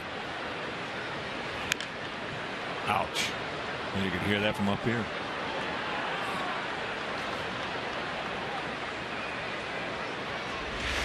They're going to come out and take a look at Gomes. High leg kick. And fouled it not off the foot, but just off the top of the foot by the ankle.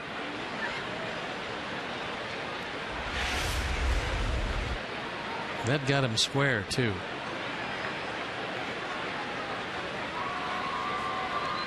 No, and you just get called up and you're not coming out of the game. No. Unless you can see a bone sticking out someplace, you're probably going to stay.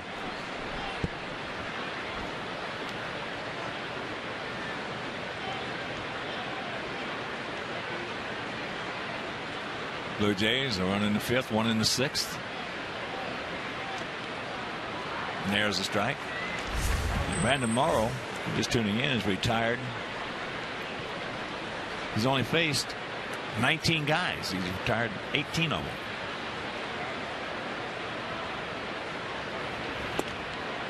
Here you go. Well, Gomes remains the only man in this lineup without a base hit. And not many going to hit this one. That sharp breaking slider on our Menards pitch tracks had the whole plate, but broke late and unhittable.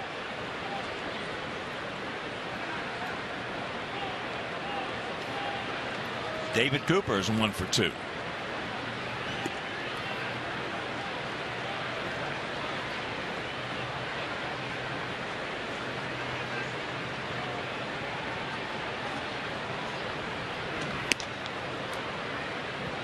That one at 97.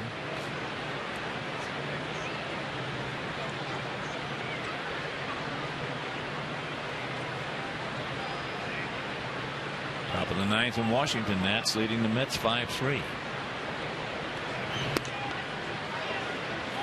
2-1 to Cooper.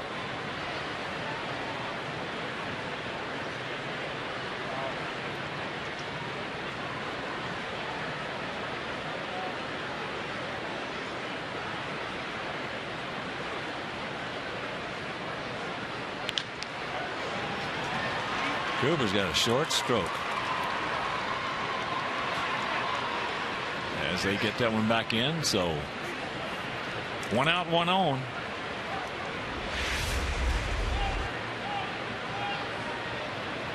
Hits that ball hard. 97. And another couple of hits for David Cooper, who's been very impressive in this series. Opposite field homer last night, and here's Rajai Davis. And an infield single. He's 1 for 2 with a couple of stolen bases. The Nats have just defeated the Mets.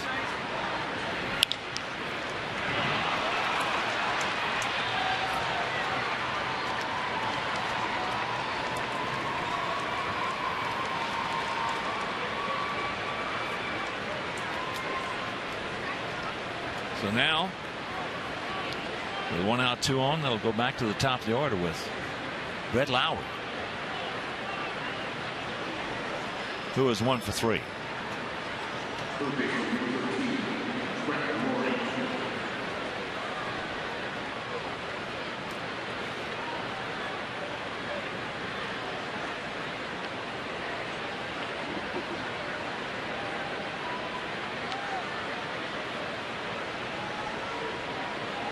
Will Oman loosening in the pen.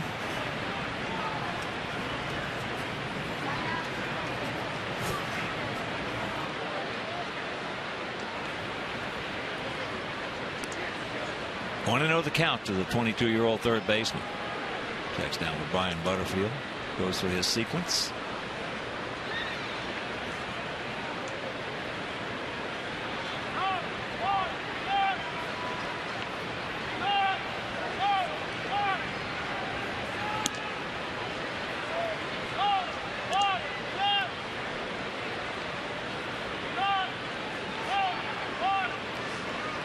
Two and 0 the count. Rasmus on deck, and Bautista in the hole. Pops him up. Gordon. Infield fly rule is called, so he's gone. 2 down.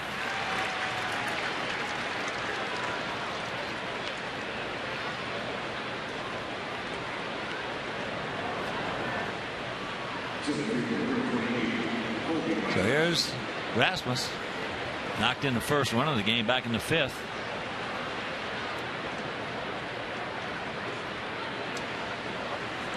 Here comes Robin, and I would assume that that means that Will Oman is going to come in to face Rasmus.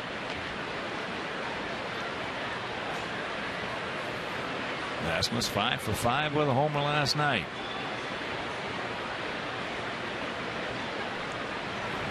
So Oman will come in. We'll step out and be back after these messages.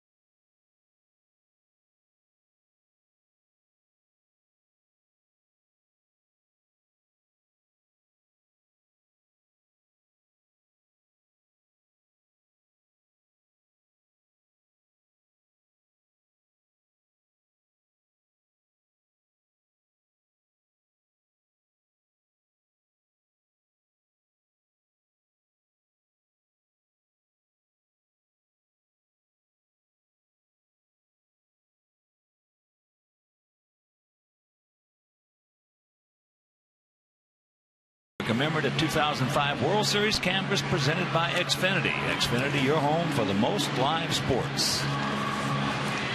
Here's our Honda call to the pen, and it is Will Oman. Oman comes into this for the 24th time, the 0-2 record, 5.5 ERA. He inherits Blue Jays at first and second, and he'll take a look at one of their hottest hitters, COLBY RASMUS.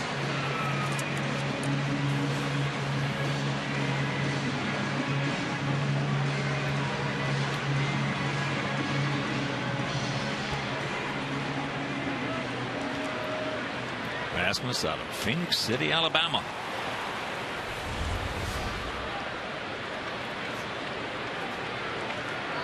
Big out in this ball game. Saw earlier Jesse Kane getting ready for Bautista if needed.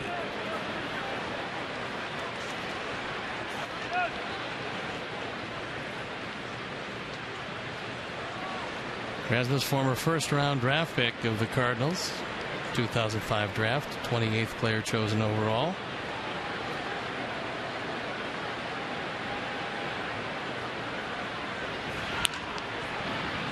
And that's foul. So a quick strike to the 25-year-old.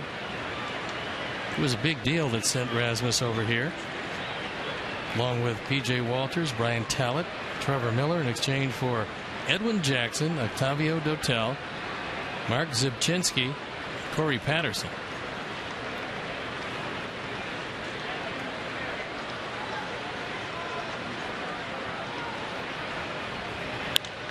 Watch out.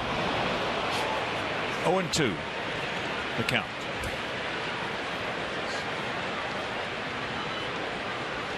Got around real quickly on that high fastball. That one almost got the paw.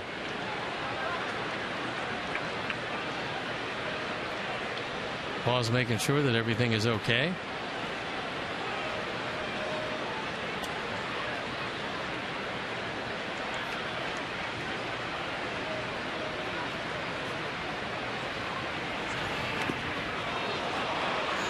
And that hit him.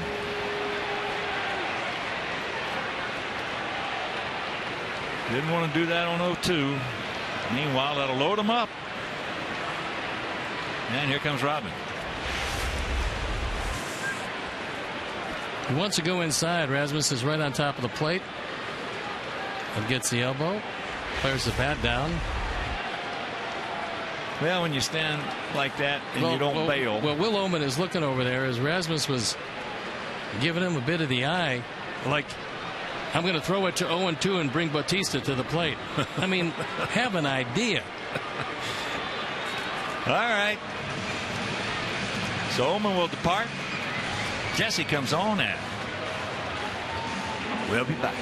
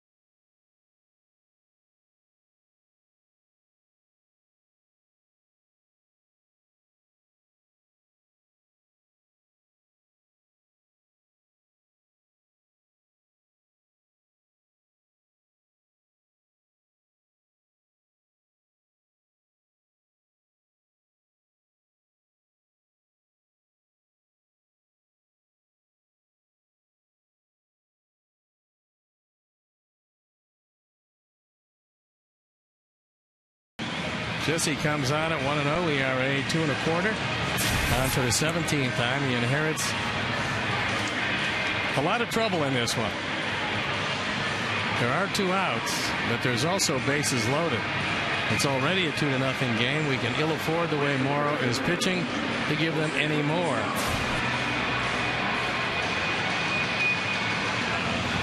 Will.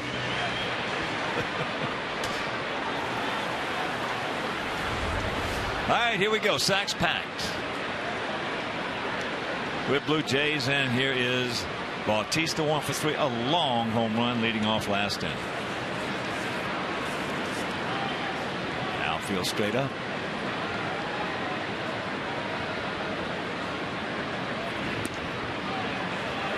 Here's our Xfinity high-speed action replay, and it is that 420-plus foot home run.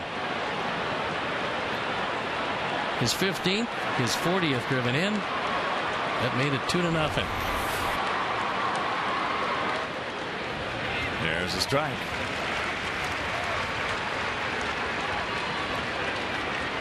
Big pitch coming up, the 1-1.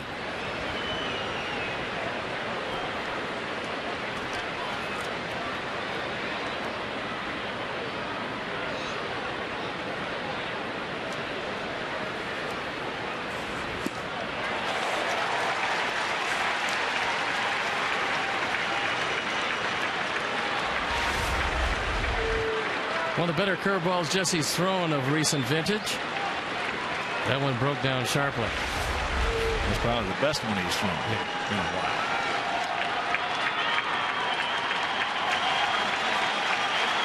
AJ, be on your toes, buddy.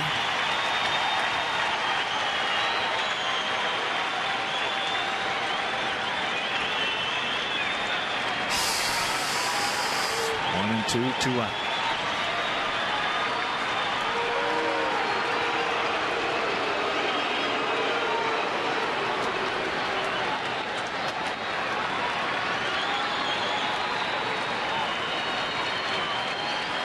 Pretty good speed on the bases for the Blue Jays.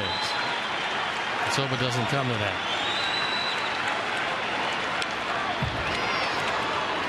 Tries to gas him up at 93.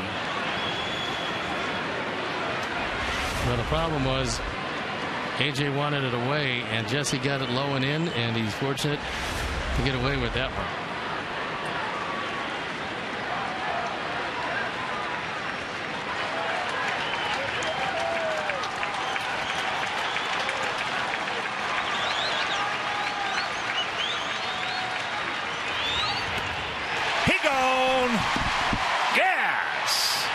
Retire the side. 7th inning stretch. We need 2 to tie. Mercer.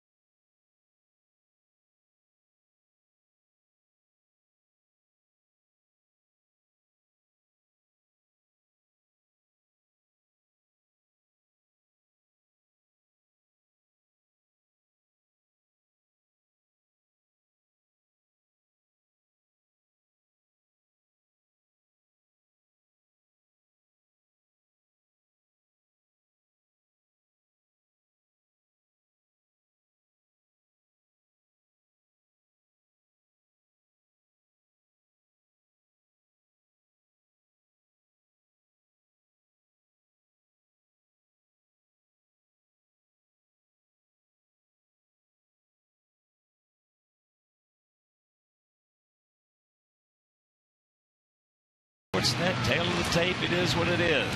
2-11-0 for them. We've only had one base runner. That was a sharp single in the right field by AJ back in the 2nd inning. So here we go. Beckham, Dunn, Viciedo.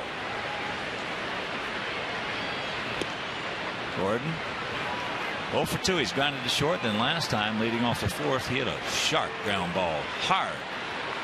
Kelly Johnson is second.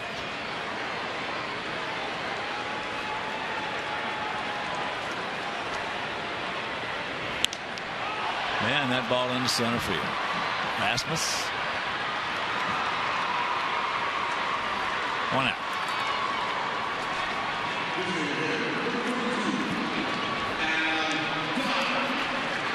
So here's Biggin. Adam popped to short, and then they had the shift on as they're putting on right now, where the third baseman, LAWRIE, moves out into right field. Adam had a 3-0 count. He just absolutely put the hammer down on a bullet to LAWRIE, who threw him out.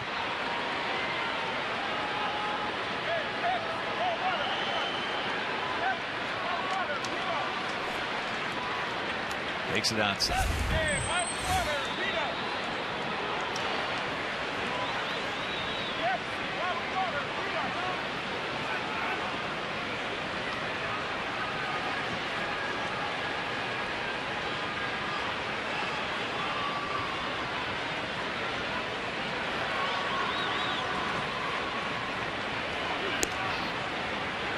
Change up. 1-1 to count.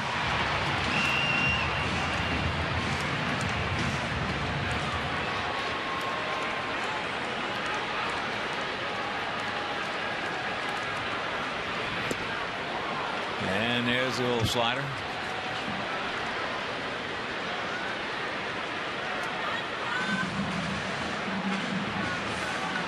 There's one base runner here. 6 1/3.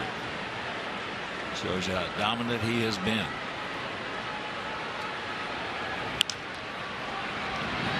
And that's off him.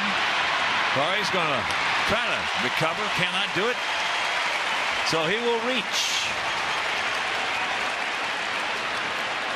Kelly Johnson picks up the air. Could turn out to be a pretty big play. Routine ground ball.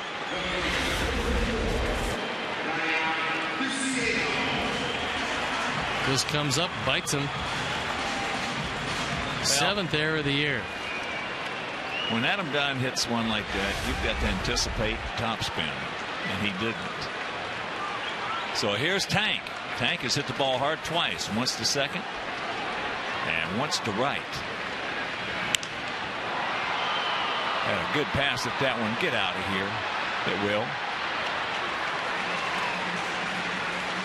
Well, there haven't been too many hit hard tonight. That's why the 2 by Viciedo stand out. AJ has hit it hard twice. Viciedo has hit it hard twice. And that's about it.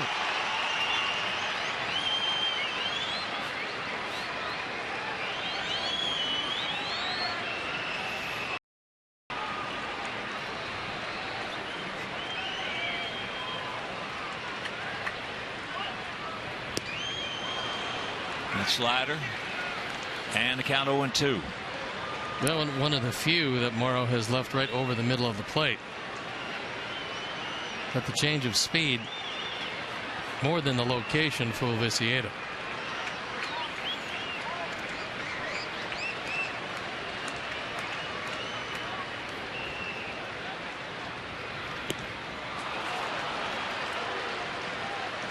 Two down.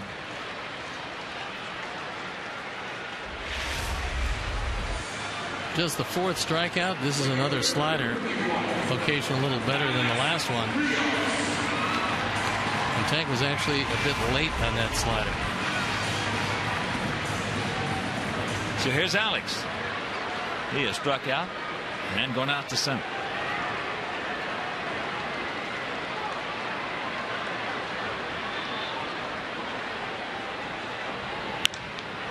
That ball hit deep into right field. Bautista is there. Right in front of the track, hauls it in. And that'll retire the side. We're into the 8th, trailing 2-0.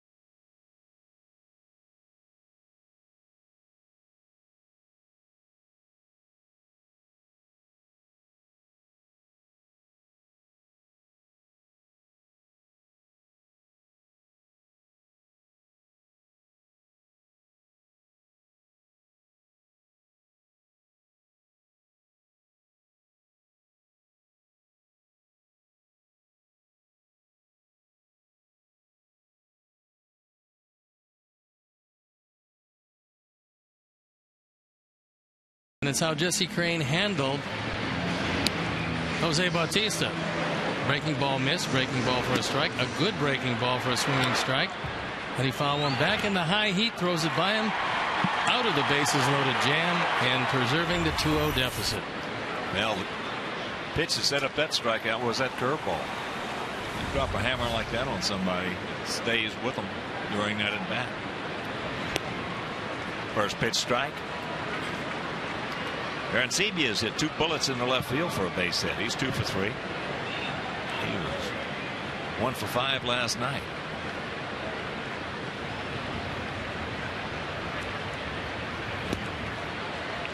Oh, and 2.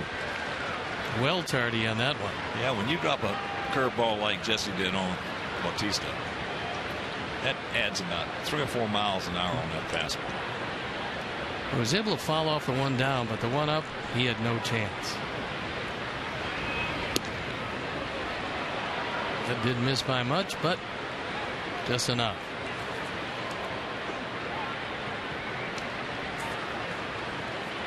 .15 and .40, the power numbers for Bautista.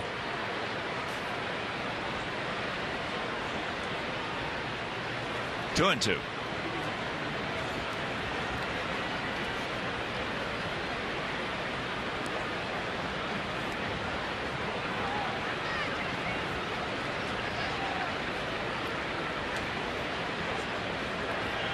And tomorrow night, make your plans to be with us. Jake Peavy against Henderson Alvarez.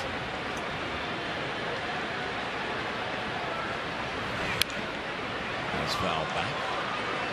25,672 in the house. There are the probables. Jake's been close to unhittable. Alvarez, a youngster, a sinker baller, has been pretty good.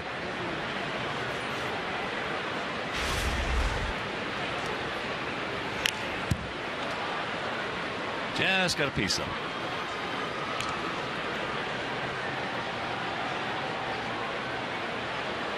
And there's Jake. Give him about 3 more real good starts, maybe 4. Think he'd be headed to the All-Star game. He gone.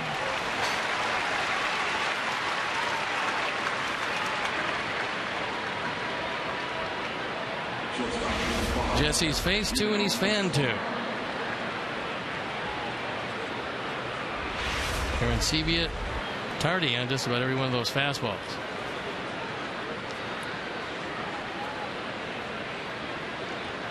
Here's Escobar.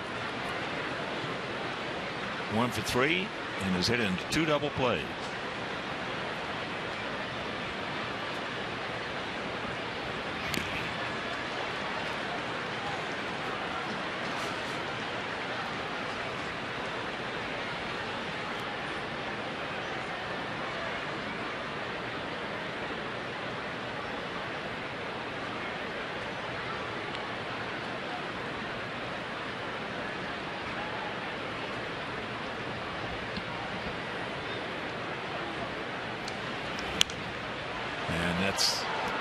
In the upper tank right side. Nice catch by one of the youngsters up there.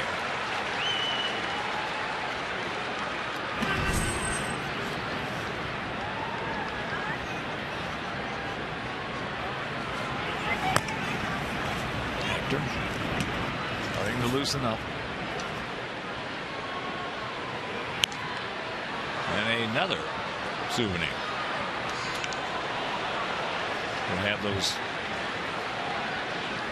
3 games with Houston.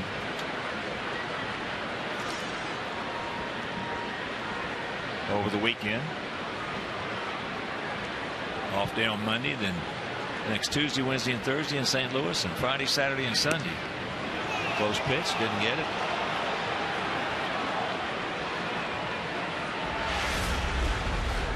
Menard's pitch tracks shows this ball is off the corner. Escobar able to hold up. So we'll have those 3 in St. Louis and then finish it off with 3 in Los Angeles against the Dodgers. Come back home with the Cubs. Got in on him with that one.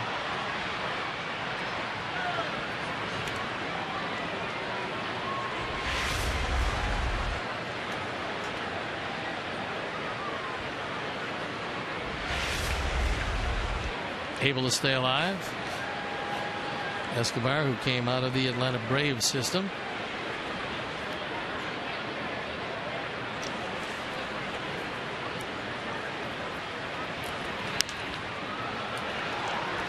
And another souvenir.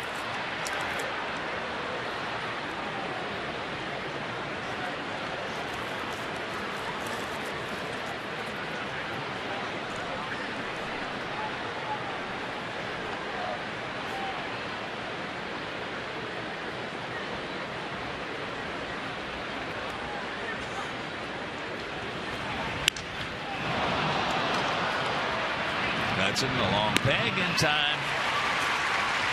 2 down. Seeing a lot of bats go pinwheeling tonight.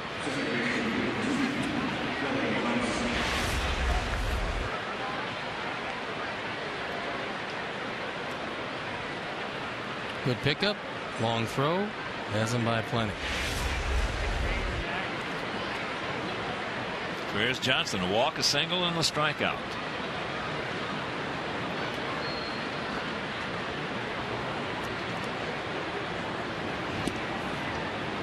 Takes the strike. 2-0 bad guys here in the top of the 8th. 2-11-1 for Toronto. No runs, 1 hit, no errors for our guys. That's hit hard. Alex. Yeah, no, he drops it.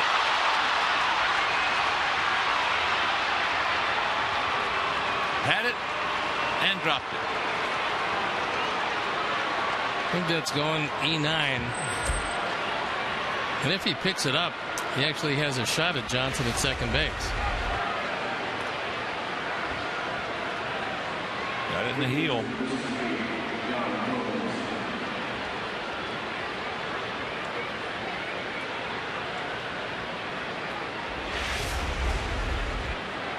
There's Yan Gomes. 0 for 3 and was robbed of extra bases and an RBI back in the second inning on a brilliant play by Hudson at third.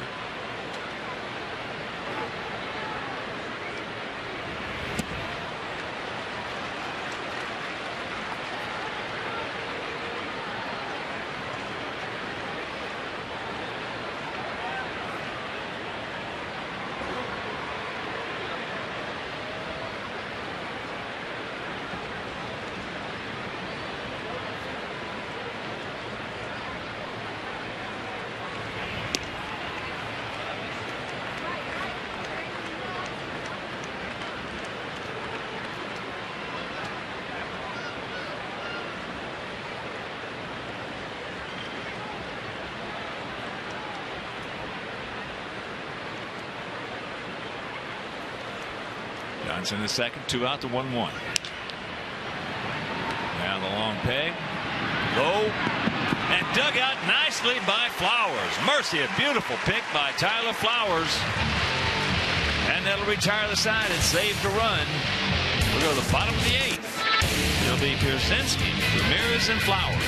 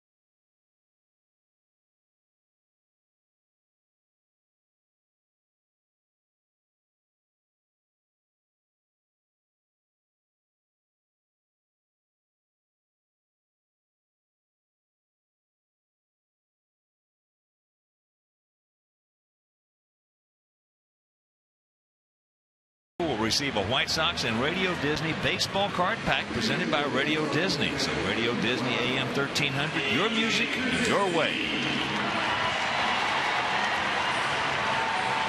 Let's take a look at the way the 8th inning ended. Hudson has to give some ground, throws it in the dirt. And Tyler Flowers actually off the grass, able to pick it and get out of the inning. Gomes still the only Blue Jay without a hit. Nice pick by Tyler.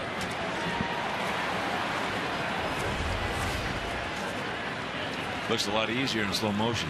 Oh, it always does, doesn't it? There's a shot by AJ. That's only our second hit.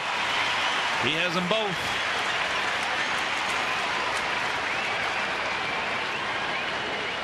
And for all his domination and being out hit 11-2, it's still going to bring the tying run to the plate. AJ will depart. Brent Lillibridge will come on.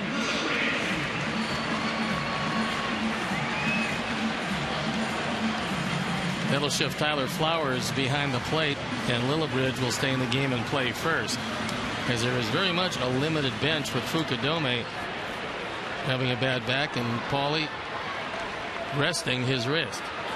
And here's Alexei. Couple of ground outs to short. Just a decent lead by Lillibridge. AJ has hit the ball hard all 3 times tonight.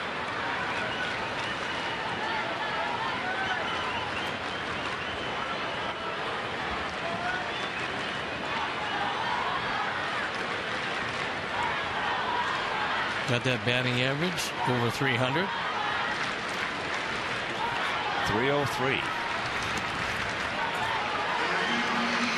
Alexei's due for a big hit.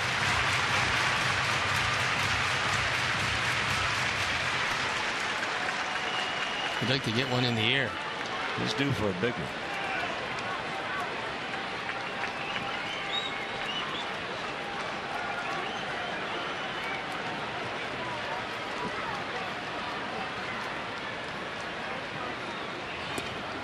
There goes Lillibridge, and he is out.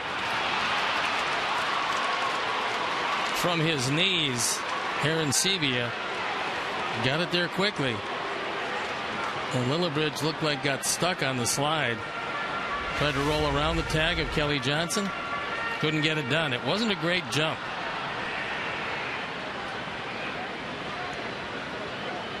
And he indeed put the tag on him.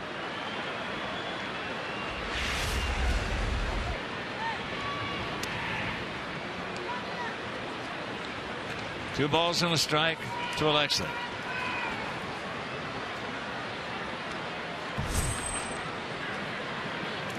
Darren Oliver, who's seemingly been around forever, loosening up in the pen.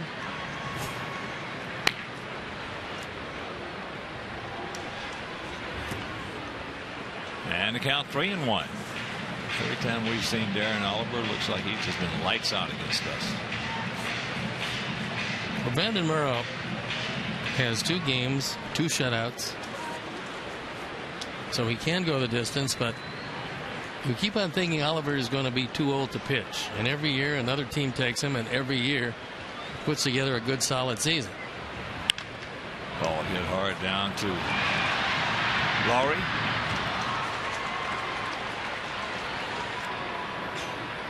Knocks it down, picks it up, and throws him out. So 2 out, and here comes Flowers. Tyler 0 for 2, a strikeout and a ground out for short.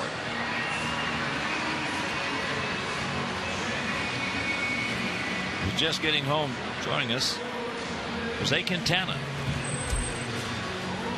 Started, went 6 innings, giving up 2 runs on 9 hits, 1 walk, 1 strikeout. So a good performance by the 23-year-old southpaw of Barranquilla, Colombia. In fact, he's had a good outing every time he's been out there. He's been very impressive, whether he's thrown in relief or started. He's gotten out of some tough jams when he's gotten into them.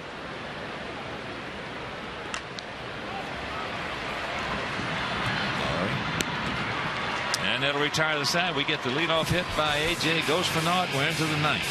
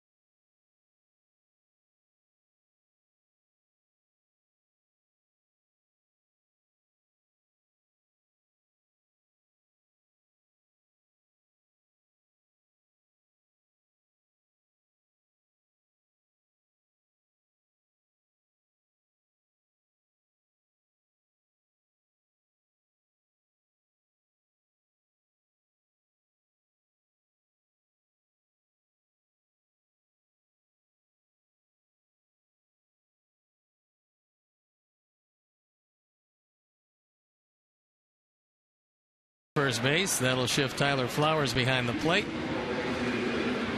and bring in Hector Santiago on for the 20th time. 1-1 ERA, 3.66.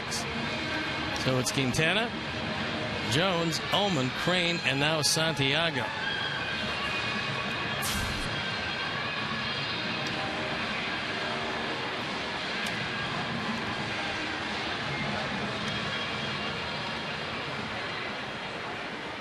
David Cooper, 2 for 3 tonight, 2 line shots.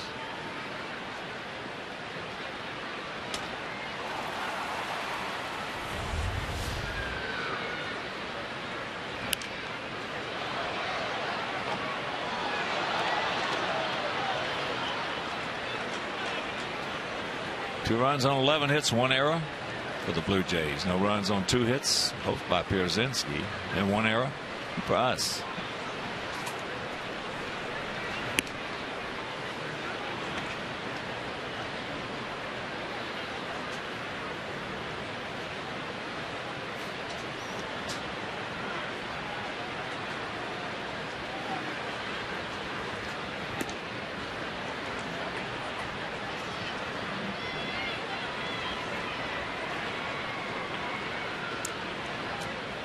Tyler wanted that pitch.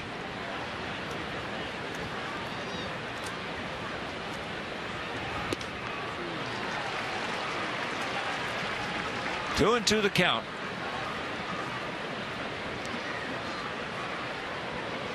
The 25-year-old first baseman, DH.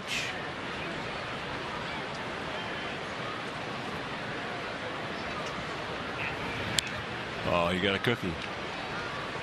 Got a hanger.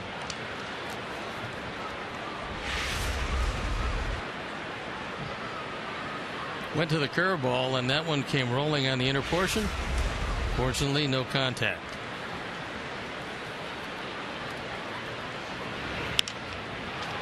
You got another one. Smacks that one into center field.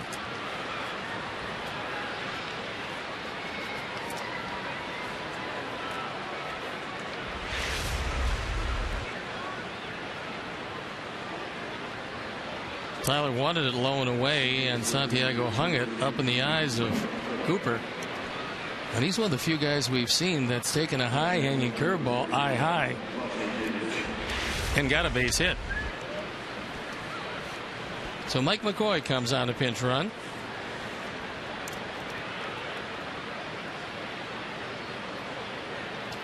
And here's Rajai Davis. He's 2 for 3 tonight with a couple of stolen bases.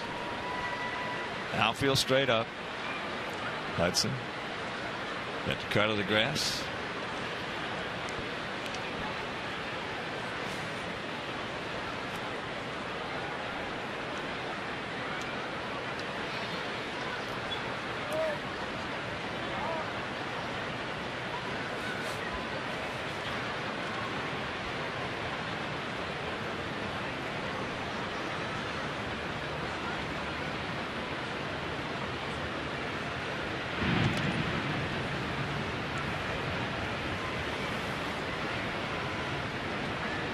Toronto took the opener last night 9-5.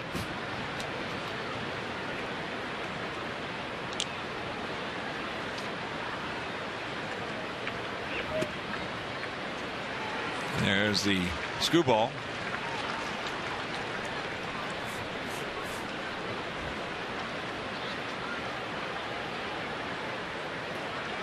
Ryan Butterfield with his sequence. Davis.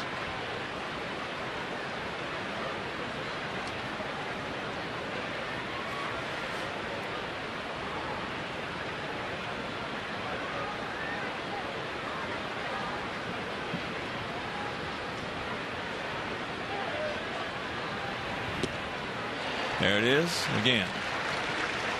1-2 the count. That last one a better one than the preceding screwball. Preceding one looked just about like a changeup. Didn't have much No, turnover to it. you don't throw inside screwballs to right-hand hitters.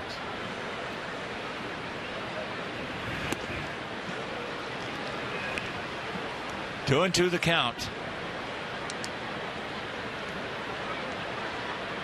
Brad Lawrie on deck.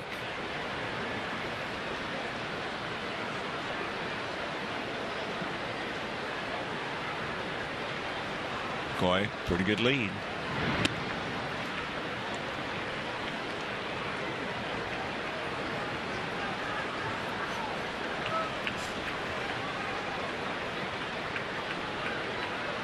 These Blue Jays are a running bunch under John Farrell.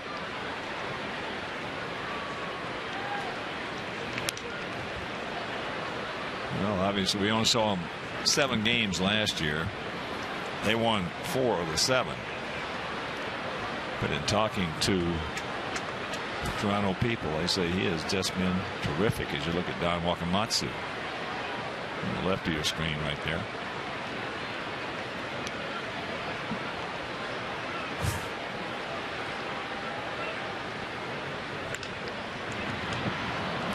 That's foul. Cues it right off the end of the bat.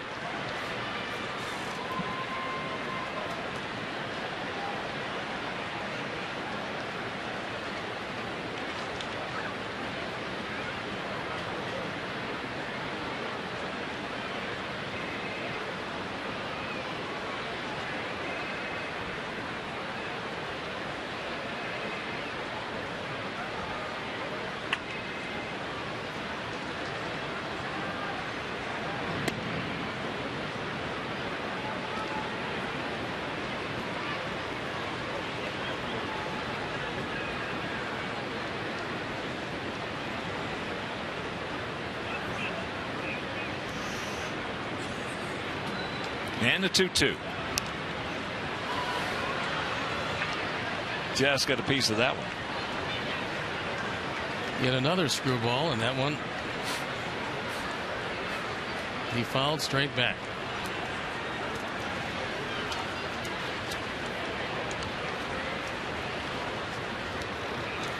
Menard's pitch tracks, you can see that he's thrown them just about everywhere. But Davis continues to stay alive.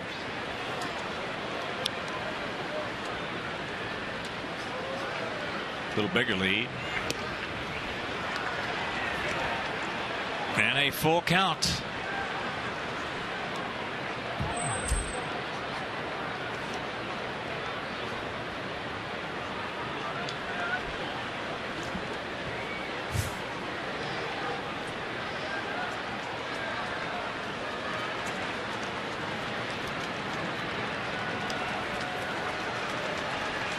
Well, you can do all that you want, but you still have to get the hitter.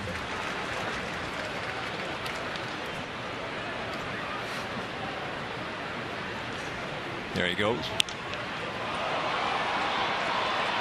And there it goes. It is 4-0. You got to get the hitter.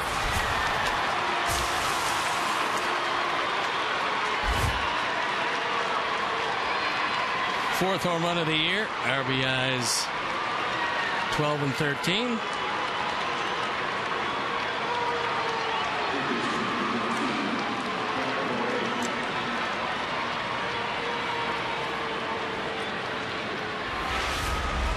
Ford home run replay.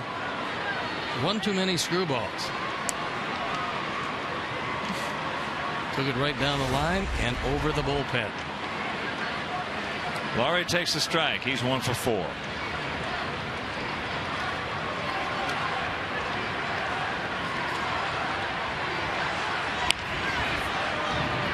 that will send a few to the exits right there. And reminder, check out the Comcast Fundamentals deck at US Cellular Field. You can interact with White Sox trainers, run the bases at the wiffle ball diamond, and test your swing at the batting cages. You're always at the center of action with Xfinity, only from Comcast.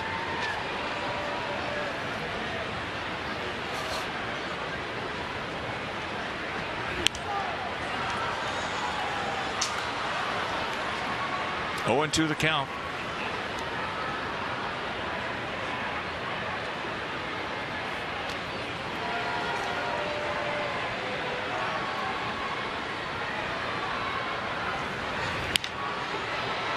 That's high in the center field.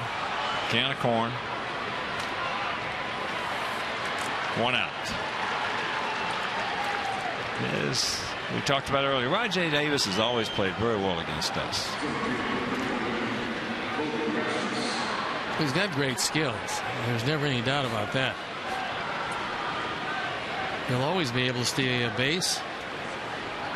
Occasionally show some power. He's had a hard time finding a place to play every day. Well, he has. When he was in that Oakland uniform, he beat us a lot. And that's into short center field, but Diaza comes on. RASMUS is retired. He's now 1 for 4 with an RBI. Drove in the first run of the ball game back in the 5th inning. And here's Bautista.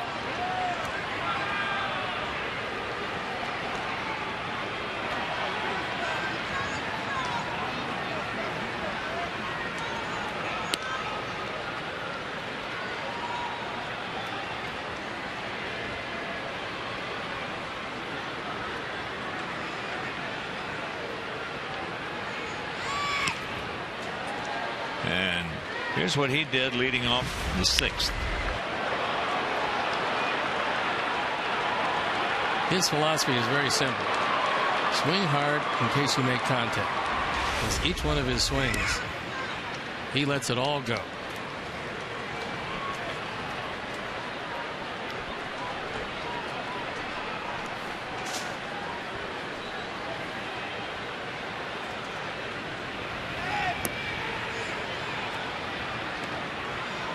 Three and 1 to count. And CBO on deck.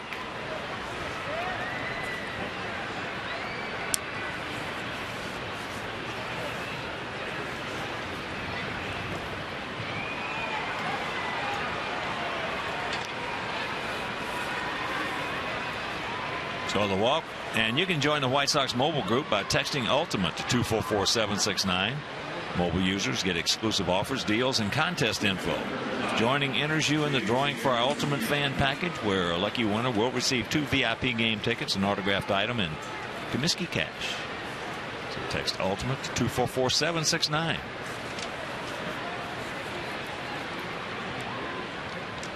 What job.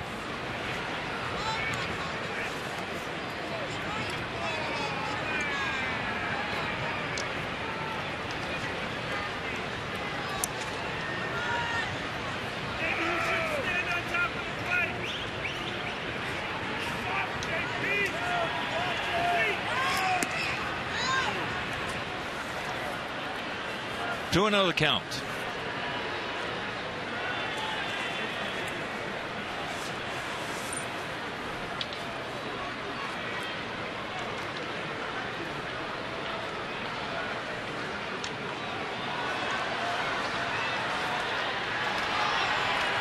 How's it straight back?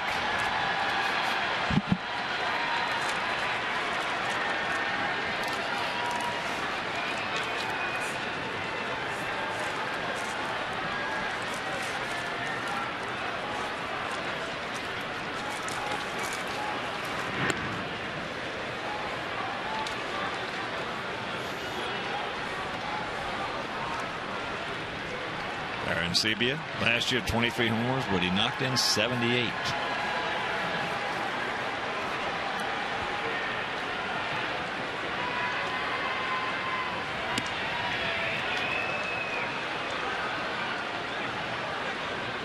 Three and one. For our guys, schedule hitters, Hudson, Piazza, Beckham, and hopefully a few more.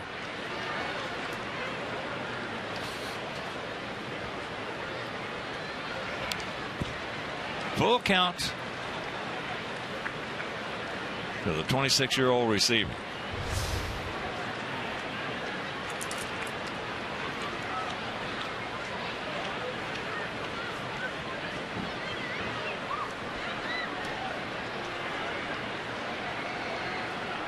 And the payoff. He gone, but the 2-run homer by Rajay Davis will go to the bottom of the ninth. In big trouble.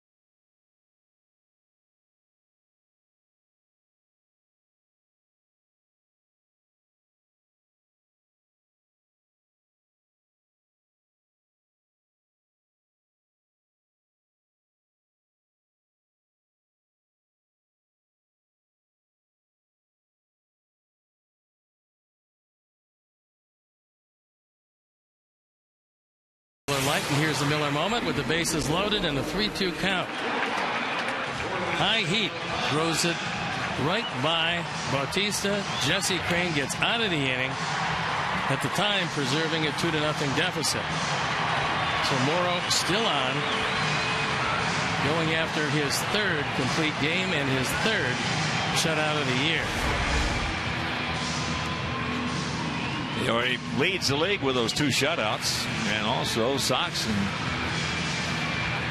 trouble, in line to be shut out for the 5th time this year. So here we go. Hudson to lead it off.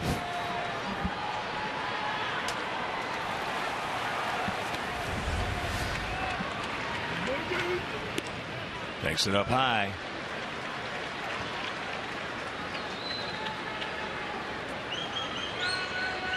Next pitch will be number 98. And the bullpen up and going for the Blue Jays, just in case. 2-0.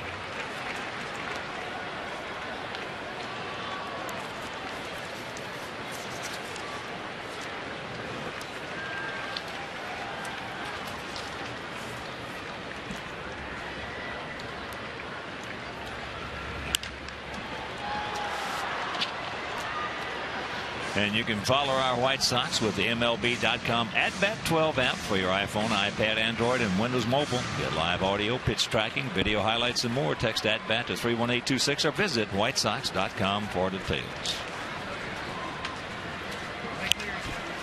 High pop-up left side. Escobar.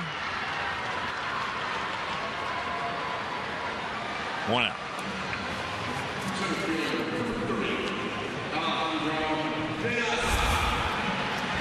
So they'll bring up Alejandro, who's 0 for 3 this evening. We mentioned, if you're just joining us, no runs on just 2 hits, both by Pierzynski. 2 line drives. In fact, he hit the ball hard all 3 times tonight. Got his average up to 303.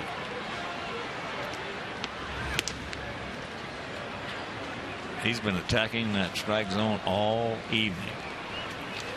Been behind very few hitters. Throwing a lot of first pitch fastballs and a lot of first pitch strikes.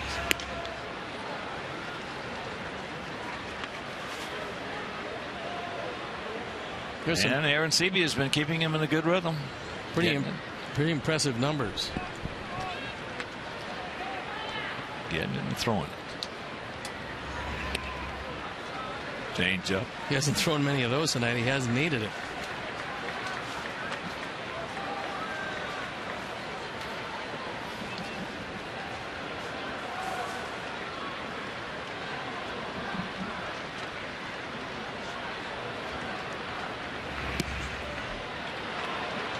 And the count 3-1. He has yet to walk anybody.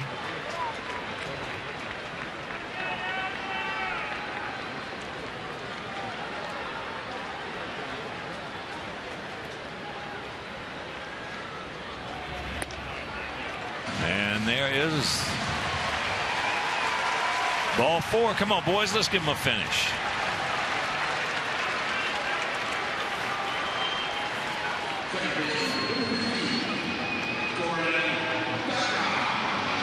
So here's Gordon.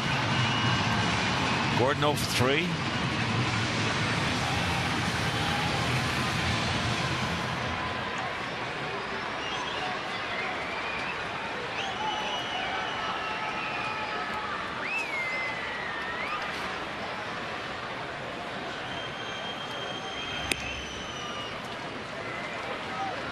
And there is first pitch strike. For the most part, he's kept the ball away from Gordon Beckham all night long.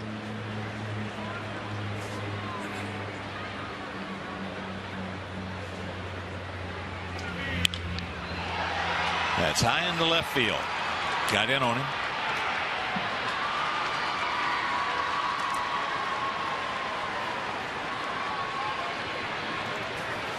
We've only had 4 base runners tonight.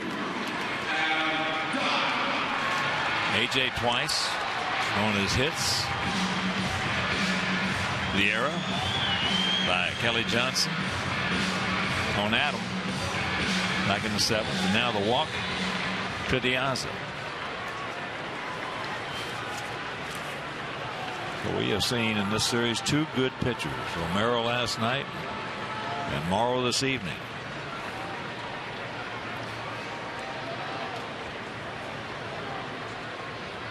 Adam has popped up, grounded out, and reached on that arrow.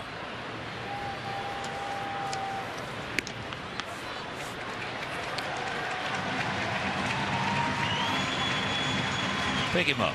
Never want to get shut out.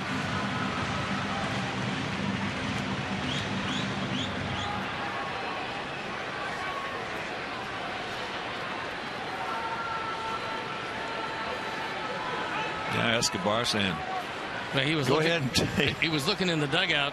He wanted to line up by third base, but they were telling him, play up the middle, let him have third.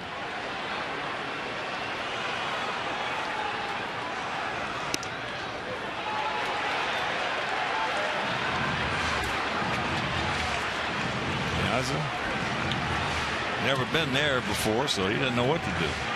I think Escobar is saying, hey, it's yours. Yeah.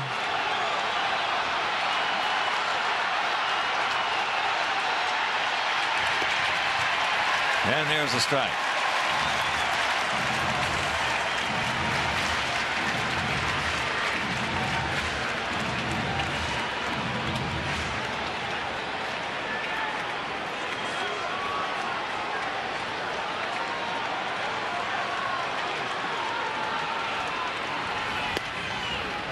Count evens at 2. VICIEDO on deck.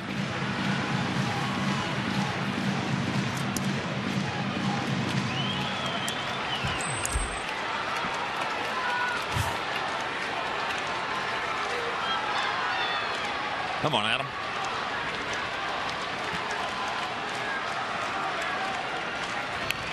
Checks it up and fouls it off.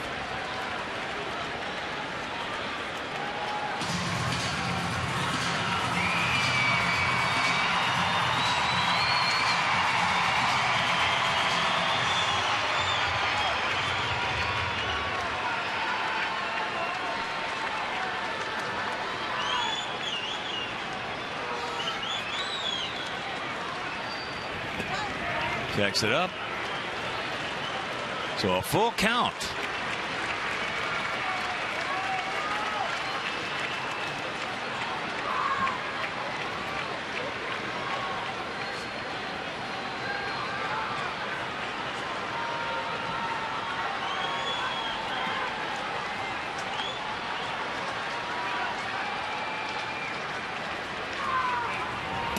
And that's ball 4.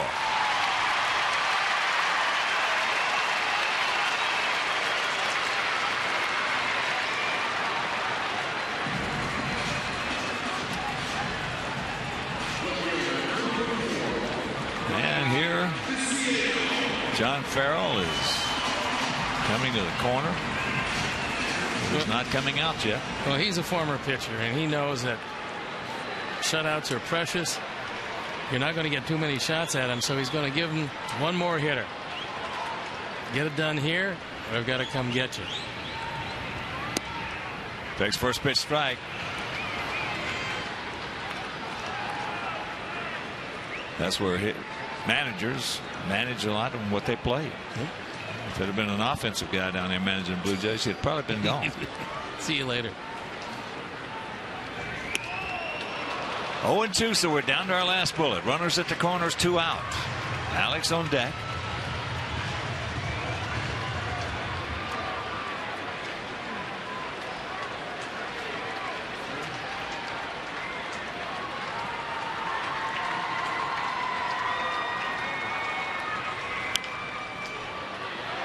And that is foul. Except for that 2-run homer by Davis on top of that for this inning, things would have been interesting. And probably Morrow would have been gone. Yeah, this gave him just enough rope to be able to face VICIEDO.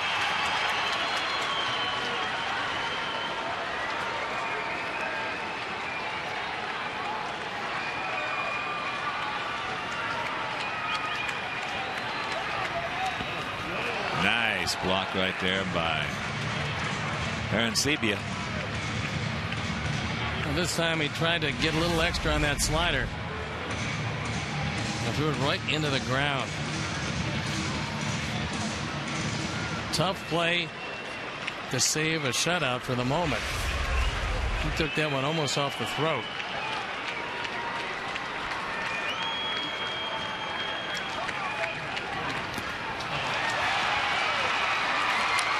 And this ball game is over. So the Sox get shut out for the 5th time this year.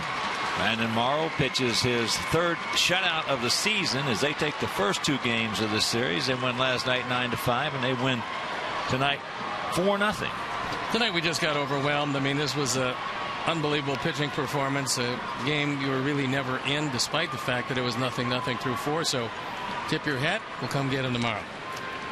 And our GMC player of the game, it is the 27-year-old right-hander, Brandon Morrow, our GMC player of the game. So for my partner, Steve Stone, our director, Jim Angio, our producer, Mike Leary, our associate producer, Dave Ross, our technical manager, Mark Harper, also the executive producer, Jim Corno Jr., and for the mayor, Mean Joe Group. And up here in the booth, Mike Mayor, Frank D'Amato, Frank Leone. Doug Bullard and sound. This is a Hawk. So long, everybody. You've been watching Chicago White Sox baseball on Comcast Sportsnet, now part of the NBC Sports Group.